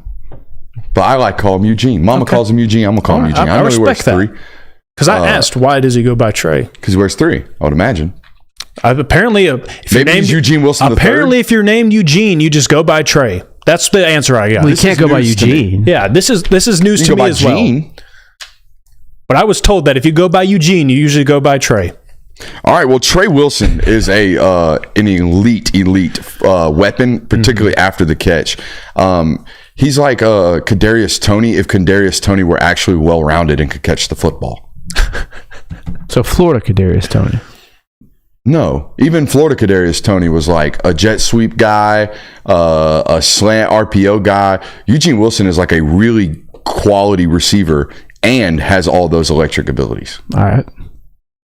Eugene Wilson, Trey, as they call him. I'll keep it there. I'll go with Isaiah Bond. I almost said Isaiah Wilson. Isaiah Bond On my list a as slot well. receiver for Texas. I mean, and you and I kind of talked about it pre-show. Like when you think of potential problems for Georgia, specifically on the defensive side, like a good slot wide receiver, that's where it might come from. And especially for that matchup, like Jonel Aguero potentially going up against Isaiah Bond and Steve Sarkisian's ability to get him the football and find creative ways to get him the football. I could see that creating some issues for Georgia in that football game. So I think Isaiah Bond with his speed and quickness, that could be an issue. Just no 4th and 4. Bless you. Thanks. Yeah. No, I like the Isaiah Bond selection. I also think Sarkisian's going to be able to do a little bit more with Bond than even Alabama was last year. So yeah, I like that one.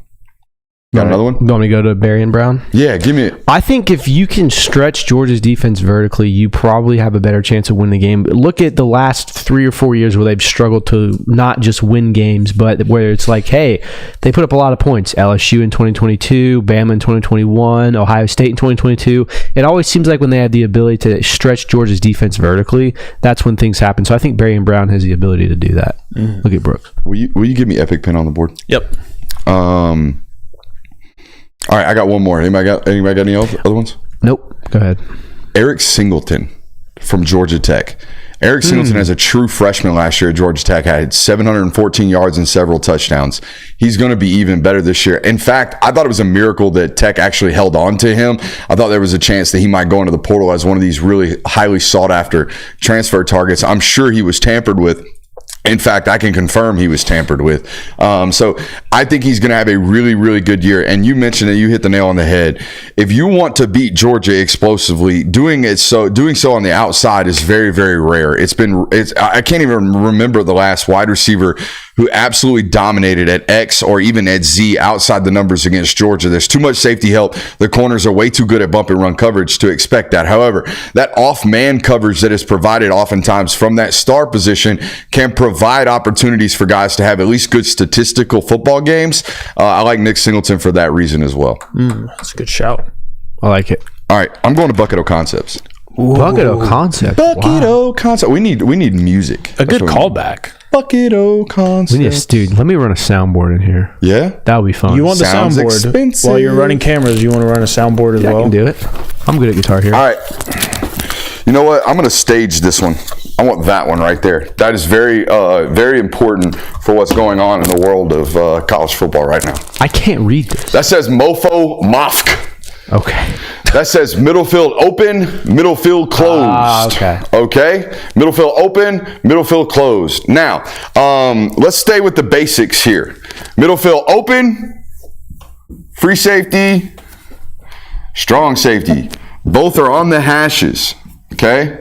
Now, when the middle of the field is open, we have what we call even coverages 9 times out of 10.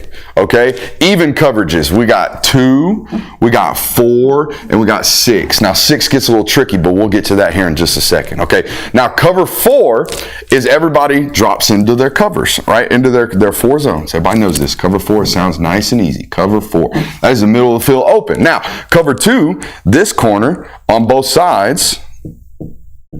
These corners are going to sit in the flat, right? We got flats. We got these guys. Linebackers are going to work the hooks and fill out every other zone, all right? So there is middle of the field open, all right? If we go cover 6, we're going 4 on one side, all right? And we're going to go 2 on the other. So we got 4 over here, and we got 2 over here. 2 plus 4 is? 6. 6. All right, so that's what happens when the middle of the field is open. Now, why is this important for you guys sitting at home? Well, most of you that are watching tonight, y'all are playing college football 25. So if you come to the line of scrimmage and you see 2 safeties on the outside, or outside the numbers, or outside the hashes rather, and you can see 2 of them at the top of the defense, that is what's called middle of the field open. So you can already guarantee that they're either in 2, 4, or 6, or they're doing some type of disguised coverage where they will rotate post-snap. We'll get to that in just a second. Okay, middle field open, middle field closed. These are pre-snap and post-snap reads, all right, because they can change pre and post-snap. All right, so there's middle of the field open. Let's talk about middle of the field closed. Now we're going to put the free safety in the middle of the field. We're going to roll the strong safety more than likely to the trip side. Okay, we play a lot of cover 3 against non-symmetrical formations. Okay, we want to play it against trips. We want to play it against bunch. We want to play it when you're not lining up 2 by 2. If you're lining up in 2 by 2, defensively, we more than likely want to run some type of even coverage. So we're symmetrical in our coverage like you are symmetrical in your alignment offensively. So here we go with the middle of the field closed. All right, now we've got all the odd coverages. We've got 1, 3, and some people run 9.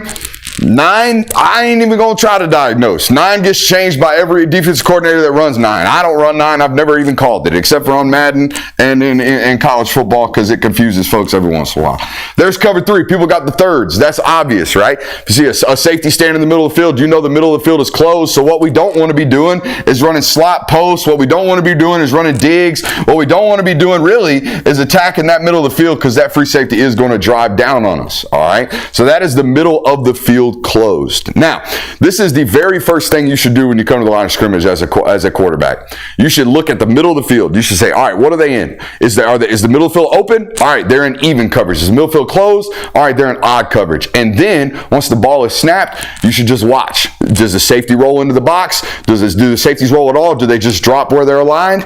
All right, that indicates what happened pre-snap is the same as post-snap. All right, these are things that change as the ball is snapped, as most situations in football do. Okay, bucket of concepts, nice and quick for you guys. Middle field open, middle field closed. That's the way every good coordinator I've ever been under designs offense, or explains how to diagnose defense. Some people that run air raid systems will do what they call come back to me. It's in my notes somewhere. Basically above the threshold line. They'll do like a line where the linebackers are. Mm-hmm. And if you're above the threshold, they just count how many there are there.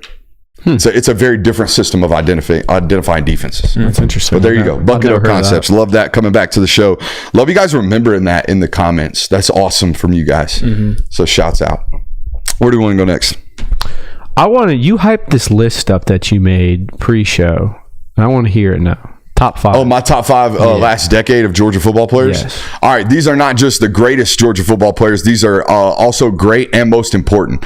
Okay, starting with my outside looking in. There's 4 names on the OLI. Of course. 4 names on the OLI because it was so hard to narrow these down, and I think these players deserve mention in a list such as this. Now, these first 2 names are what we call projections. Okay, I think they still got career time left. I think they're going to be in this mix. Malachi Starks and Mykel Williams will certainly be involved in whatever all-decade team that comes out whenever they're done playing football. Jalen Carter makes my outside looking in, as does Stetson Bennett. So those are the 4 names that don't make the top 5 greatest Georgia Bulldogs in the last decade. Now, here we go. Top 5. I think Todd Gurley's the greatest Georgia Bulldog I've watched in the last 10, 15 years personally, just in terms of the crazy shit that he did. Mm-hmm. However, this last decade, he only played 1 season in it, but he was still he's still great. Okay, he's the second best running back in Georgia history, in my opinion. I'm putting Todd Gurley at number 5. At number 4, you could argue maybe he wasn't even the most talented linebacker on his roster, but Nakobe Dean's presence and Nakobe Dean's importance on Georgia football the last 5, 6, 7 years is insurmountable. Like, you can't place, or it's inquantifiable. You can't place an actual metric on it. He was such a pivotal football player for Georgia in their national title runs the last couple of years. Number 3, for just talent and production purposes, and he kind of started this run of great linebackers, Roquan Smith right there. Number 2, Nick Chubb, because even though Todd Gurley is the second greatest running back in my opinion, okay, Nick Chubb's run was considered in this decade. He had much more production. And then number 1, because of positional discrepancy and differentiation between number 1 and number 2, the best player in the last decade at the University of Georgia, bar none, is Brock Bowers. There is not even a close number 2. Everybody else gets up for discussion as to who was the second best, right? And then it's obvious Brock Bowers number 1. For that reason, he is the number 1 player over the last decade for me. Okay, that's not a bad list. Strong list. I don't know if it's the best list like you. Oh, it's insurmountable. It's non-debatable. Well, I mean, I would hope you feel that way about your list. I have Nick Chubb at number 5 because I agree with you. I think he was he's kind of started this run alongside Sony Michel. But like you said, Todd Gurley, the stuff he did was just such a bigger presence, and the shit he did was so insane. I have Roquan Smith at 4 because he is probably the most talented linebacker that Georgia's had. Even though Nakobe Dean was part of that national championship team, even though Nakobe Dean was kind of the symbol of leadership, Roquan Smith's 2017 season is one of the best by linebacker we've ever seen. Number 3, I have Stetson Bennett. He might not have been the most talented. It might not have been, the most linear arc for what it was, but the story we all know, he has the most passing yards in a single season. He has the most completions in a single season. He holds a handful of UGA records, and oh, by the way, he won you 2 natties. He is the reason that Georgia football is where it is right now, so he has to be on this list. I put Brock Bowers at 2 because, like you said, positional value. He's the best college football player Georgia's had in this decade, but I think Todd Gurley, the effect he had on those teams, I put him at number 1 fact. And it's just it's so nostalgic for me to think about Todd Gurley, so he's my number 1. Stetson would be at 6 for me. I didn't put him in my top 5. Man, me and you are going to get shit on by this chat. We're That's already okay. being cooked, That's okay. and that's okay. I mean, I went best players, like the best players I could think of from the last 10 years. And that's why Jalen Carter is at number 5 for me.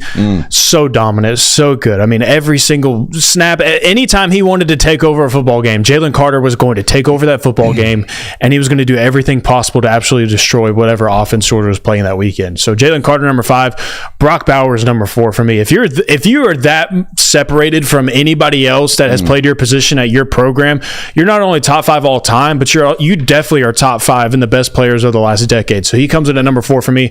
Roquan Smith. I mean, there might not be a better highlight reel from one singular season than Roquan Smith's in 2017. Like anytime you go back and watch that, you're still just mesmerized as to how he made the plays that he did, how quickly he closed space. I mean, it's one of the biggest joys of my life is just every now and then you go watch the 2017 highlight reel. If you gave N'Kobe Dean's brain and put it on Quay Walker's body, you'd get Roquan Smith. That's how good that dude was. Yeah. It's ridiculous. Like he moved first and moved faster than everybody else on the field. I think I saw him on the ground one time. I went back a couple years ago and watched that entire 2017 Rose Bowl. And you could argue, like, defensively, it's probably their worst performance that entire year, just in terms of amount of yardage and points put up. Second worst behind that Auburn game, I think. And, buddy, I think I had like 3 minuses on the entire note sheet for him. Wow. Yeah. I mean, there was one insane. really bad minus. Yes. That draw play to Robbie Anderson he got. And outside of that, strap. And him shutting down Tech's triple option by himself. That was awesome. Yeah. It was awesome that I want to one day talk to those guys about that when, they actually get to sit down and talk to me, the coaches on that staff, because I wonder where they got that idea from. That 3-3 stack with him playing as a safety, essentially. I wonder where they got that, because Mississippi College did that to us in Division II. And we started seeing that week in and week out. And I'm not saying they scout D2 football, but I wouldn't put it past them to scout Division II football when they got an option team on the schedule. So just an idea, because it was, phenomenal game plan and phenomenal execution. And he only played one half in that football game. He had 9 tackles. It was nuts. Absolutely nuts. Nick Chubb comes in at number 2 for me. There's just his entire career, not only the stats he put up, but I mean the storyline that goes along with it, and how great he's been in the NFL and how great he was for university. Like making the comeback from his knee injury, coming back for 2 more seasons after that, almost delivering a national title. He's one of the greatest. And Todd Gurley, one of the most insane talents I've ever watched with my own eyes. I know it's just the one season. It's a suspended season that counts in this decade.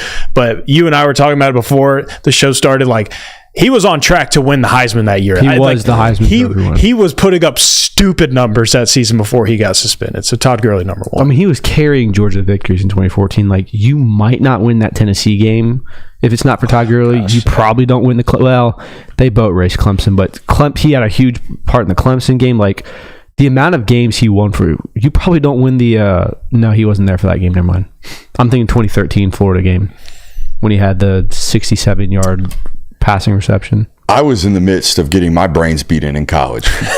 So I didn't get the chance to sit down and watch Georgia play on Saturdays, but I would imagine Todd was pretty insane. I only got to watch what was going on SportsCenter at the end of the night, which was nothing but Todd. Yeah. He was a dog. I can tell you.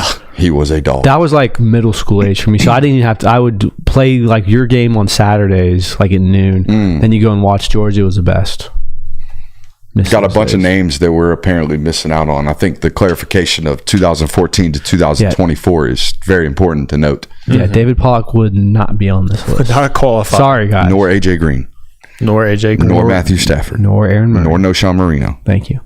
Okay, so we're good on that. Is all that's left is positional battle? Yeah, we kind of breezed through our topics a little bit. Yeah, buddy, we were running. Let's do it. Let's get into this positional battle front 4. Who wants to start? I got to pull up in our lads. Do you want to do how do you want to do this? Do you want to go overall or the match? Yeah, let's go. Let's first of all re-explain the segment for anybody new. All right, I've always really, really despised the way people do positional previews. They throw up the graphic and they say, oh, the offensive line here, and they put a check for Georgia and they don't put the check for Clemson. And then they go to defensive line and they give the check for Clemson and they don't give the check for Georgia. As if Georgia's offensive line and Clemson's offensive line play one another. They don't, okay? It is an individual score. How good is the unit? Plus, how good does the matchup, or how bad is the matchup for that unit in that specific football game? Okay, so let's start with Georgia's defensive side of the football. I would give them an A+ if they had an inkling of a potential superstar on the interior of that defensive line. For that reason, I'm going to give it an A-. But from B gap out, okay, B gap out, they are as good or maybe better than I've ever really covered. Like, I don't know of a unit and a roster that has this many talented football players that I think one day will play on Sundays, except for maybe like the 2021 Georgia roster, up front defensive line wise. From defensive end to outside linebacker, there will not be a play this year that is meaningful downs that doesn't have an NFL caliber football player at those spots. For that reason, I give them an A-. I also went with the A- for the exact reason you did. They're going to be one of the best defensive lines in the country. The only place where you could maybe poke holes or raise questions is the defensive tackle position, that interior D line. So I think it's an A-. They're still going to be talented players. It's not like it's a massive liability. It's more of a what's going on here type. And I want to say this: Mason Graham, Walter Nolan. What else? Anybody else got a first-round defensive tackle they know of right now in college football? Anybody? I know a bunch of teams that threw a bunch of money in the transfer portal at guys, but I don't know of an NFL mock draft right now that's loaded down with 5 defensive tackles. Okay, so there ain't a lot of them out in college football right now. Georgia might not have one, but who does outside of Michigan and, like I said, Ole Miss? And even Ole Miss, it's like Walter Nolan's really good. He ain't played like Mason Graham over the last couple of years. So I look around college football. Finding an NFL first-round caliber defensive tackle right now is really, really tough. I give Georgia an A because I think if it's that minuscule, like from A+ to A, it's that like you don't have a first round defensive tackle, but you have a potential top 50, top 60 NFL draft pick at defensive tackle. And while the room is a little bit banged up right now because of Jordan Hall, I mean, Jaw Jarrett, you still have depth, and Christian Miller is still in there. Like, you still have depth at that position. So I think that there's not concern for the defensive tackle spot not being good. The concern is how great is it going to be? Like, it's just a ceiling question. So I think if that's the only knock you can really have for a front four, I think it's an A and not an A+. I think it's like a -5. All right. So do we want to? Yeah, let's do the other group first before we do the matchup. Let's talk about Clemson's front four. Clemson's front four might be the only front four in the top 15, top 10 in the country, in the AP top 25 or the preseason rankings that doesn't have a transfer on the 2 deep. They don't have a single one. It's all guys that have been in the program. It's all guys that they've recruited. Now, it's Clemson, so you would expect that, okay? They don't have a freshman on the 2 deep on the interior defensive line or the edge rusher positions either, all right? And I think Peter Woods, we talk about guys. Now, I know he's playing defensive end. I think he's going to be a 3-tech in the NFL, okay? He's going to weigh 285 maybe by the time he gets into the league. He's going to play more of a Grady Jarrett role once he gets to Sundays. I also think Peyton Page is a really good NFL caliber football player that if he sneaks into the first round at the end of the year, I wouldn't be flabbergasted because, like I told you, it's a position of premium right now in college football.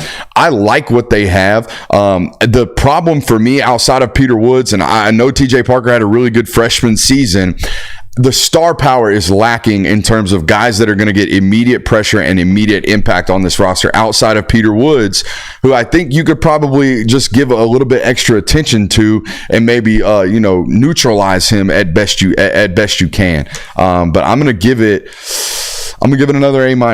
I think it's really, really good. It's as good of a front four that Georgia's going to play potentially all year. Yeah, I gave it a B+. Very similar grading. I think their front four, and honestly their front 7, unjustly gets lumped into this kind of idea that, they don't have the talent that they once did. Dabo Swinney's behind. They won't utilize the transfer portal. This front 7 is one of the better units in college football. It's Clemson caliber. It's the only area, in my opinion, that is still national title contending caliber that they've recruited and developed. Like, these are home run hits that they've had on the trail. Like, TJ Parker was borderline, is Georgia going to take him? Clemson came in and was like, we love you, buddy. We love you so much. We think you're going to be a great football player for us. Immediately goes to Clemson, plays meaningful minutes as a freshman, and he looks to be a hit.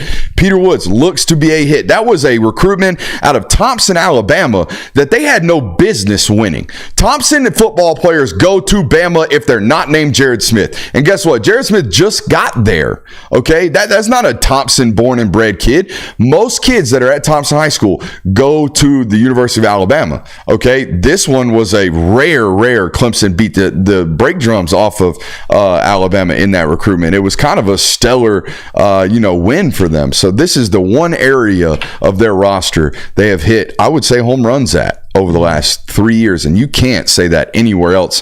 Maybe inside linebacker, Barrett Carter and Sammy Brown are hits. You're doing great right there.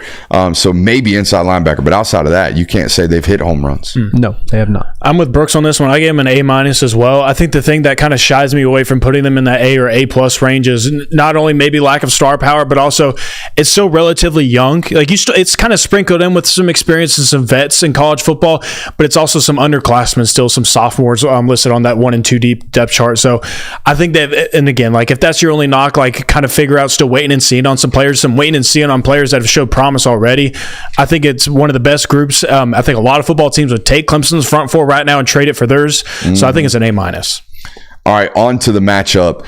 This is probably the best Power 4 matchup on the schedule for Georgia in terms of offensive line play. Best as in skill-wise? Maybe Mississippi State. Yeah, I mean, they're going to play you said Power 4. Power 4, you said? Power 4. Yeah, then yes. Clemson's better than Tech up front. Yeah. I'm going to give it an A. I'm going to give it a flat A for a matchup. I think this is as ideal as Georgia can get. I think they're going to wreak havoc on this offensive line.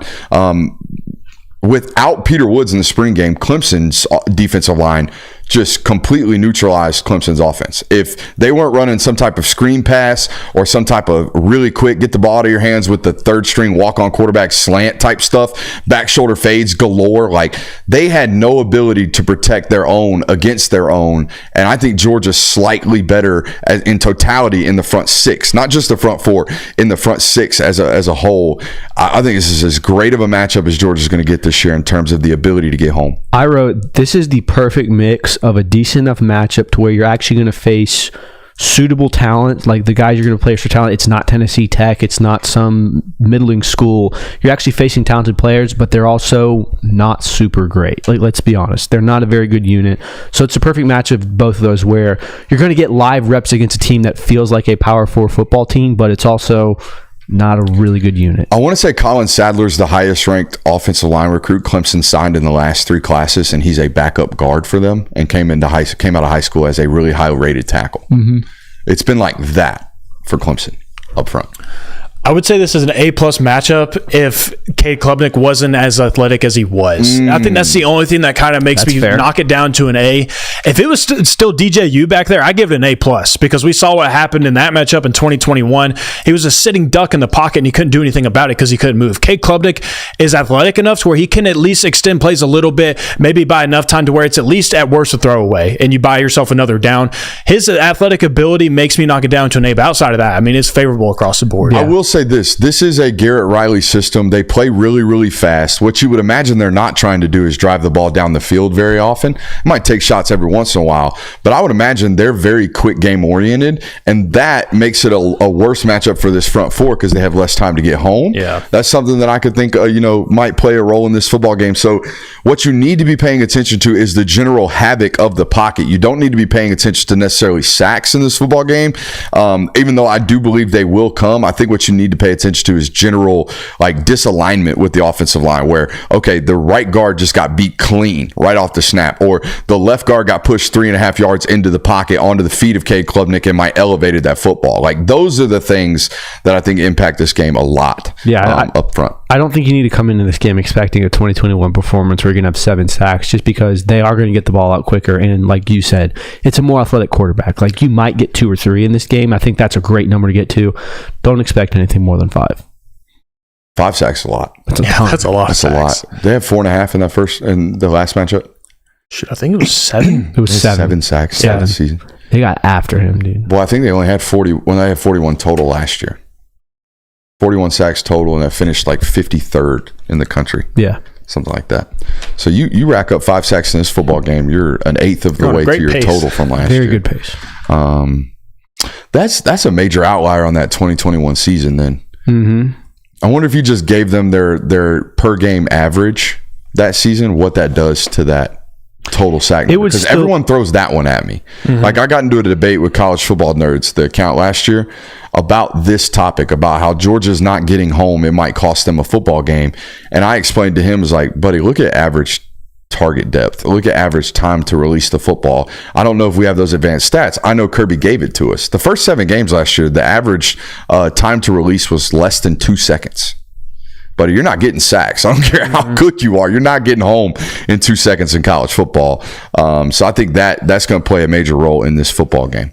On to the other side of the football. How do you grade the matchup for Clemson's defensive line?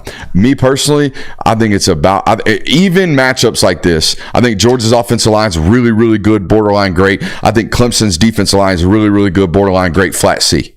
I did C+. I think that it's not great. You don't want to see a team this talented and this deep. It's probably one of the best units you're going to face all season. But if you have to face a unit like this, it's probably better that you're facing it in week 1 when they're probably still ironing a few things out. There's probably more of a propensity to make mistakes. So that's why I have it at a C+, to where it's going to be it's a stalemate on paper, I think, and that's why I had to C+. But overall, the fact that it's week 1, offensive line has more opportunities to make mistakes, so you can take advantage of maybe not getting the right signals in, not doing the right reads pre-snap. You're going to have a first-time starter at center, whoever that may be. So there's opportunity there to make plays for Clemson. Mm-hmm. Love it. What do you got? I went B- because it is week 1. That's kind of the only reason why I bumped it all the way up to a B-. And I think too, like that, I think that's fair too, considering how good they are and how good Georgia's offensive line is. I think that there's just, some funky things that go on with week 1. I think there's an element of surprise that you can kind of throw at teams in week 1. I think that there's some adjustments that not even just offensive line, but the offense in general. Like maybe a running back misses a blocking assignment because he wasn't familiar with, or like he's still adjusting to the offense as well. I think it's a B- because Clemson's going to get some wins thrown in there. They're going to win some reps. They're also not going to win some reps. So I think it's just kind of like you're not on the verge of failing, but you're just kind of stuck in the middle, but bottom toward. The matchup for them offensive line wise at Georgia is not just about the front 4 either, because if you watch the film study, they're bringing 5. They're bringing 5 every snap. So it's not just about the 4. It's about who that additional rusher is and how well you pick him up and identify him. That's all the topics for tonight, but I want to I have a question for you though. What's up? Because you played offensive line in college. At what Yes, point? I did. Thank you for reminding the chat that. Hey, look, it doesn't hurt. There's a reason you got a helmet sitting on the desk. And a jersey. Well, you can't see the jersey. That's two shortenings of a thing and a jersey. A thing and a jersey. Yeah, what's going on with you? I don't know, man. I don't know. But so as the offensive line, at what point in the season can you kind of not account for? And this is obviously different for every unit. What point in the season can you not account for? Oh, it's early in the season. They're gonna make mistakes. Is it after the first week when you go through? It's like, all right, this we're week 2 now. This should be a crisp ordeal. What are we talking about? Mistakes like missed assignments, missed calls, get the wrong reads. All right, so this is SEC football. You're the University of Georgia. If you have missed assignments, I'm chewing your ass out. I'm sorry. You're a professional football player. That's what we expect you to do. You should not be busting assignments. If you're going left when the entire offensive line is going right, I'm going to chew your ass out. Period. Point blank. There is no excuse for missing assignments, in my opinion. That would be the number one reason why you wouldn't play for me. I don't care how good you are. If you don't know what you're doing, you just wouldn't play. So missed assignments after all the offseason lead up, after the fact that they don't have Jared Wilson's a non-returning starter, but the rest of those guys have played a bunch. So if you're busting assignments, get the hell out of here. If you're getting beat, I'm okay with that. I'm not great with that. I'm not happy with that. I will suffice. That's part of my problem too as a coach. I've got to coach you to not get beat. But if you're just not in the right spot, I don't care. Like, I was irate after the Arkansas football game in 2020. I was absolutely livid. Now, I know the offseason was completely changed, and I wasn't livid as a fan. I was livid as a fan of football. 4th and 1, Owen Condon has a missed assignment. Can't have it. Cannot have it. Period. Point blank. Missed assignments can't happen. So, for start of the year, midway through the year, getting beat like Tate Ratledge did against Oregon is excusable. We expect those types of things. Classic crossface. Also, kind of got his shit pushed in a couple times in that football game, but hasn't happened since. This is like by far his worst football game of his career, and he hasn't had a bad one since. Yeah, first game back, probably had some jitters. Yeah. Also, Noah Sewell be bringing that hammer. He ain't good for nothing else, but he be bringing that lid he's got on top of his head. But inexcusable for missed assignments. We can have bad performances. We can't have missed assignments. Gotcha. I want to give some shout outs to some people I'm seeing in the chat right now. Derek Dodd down 30 pounds over the last 2 months. Says on that Brooks healthy kick, lost 30 pounds. Marion Campbell down 35 pounds. He's not in the chat tonight, but I'm going to give him a shout as well. Damien, a friend of the show, down 35 pounds. I'm telling you, fat people do not get old. All right? Fat people don't get old. They don't get old and active. I'm trying to be old and active.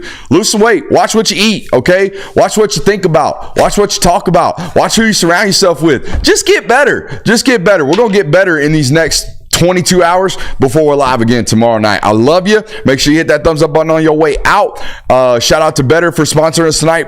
We will be back tomorrow for another live show. Hold on.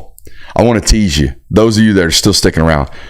We're going to do film studies way more than we did last year. Okay, we're going to do the usual Georgia film studies, but we're also going to crank out 30-minute segments on other football programs. I think it is the best way that we get introduced as a show to other fan bases, and we do it educationally. To keep you Georgia fans intrigued, I will make sure they are relative to your schedule as well. Okay, so be on the lookout for some type of Texas, maybe Alabama, maybe Ole Miss film study coming your way very, very soon. Love you. Bye. Over here teasing my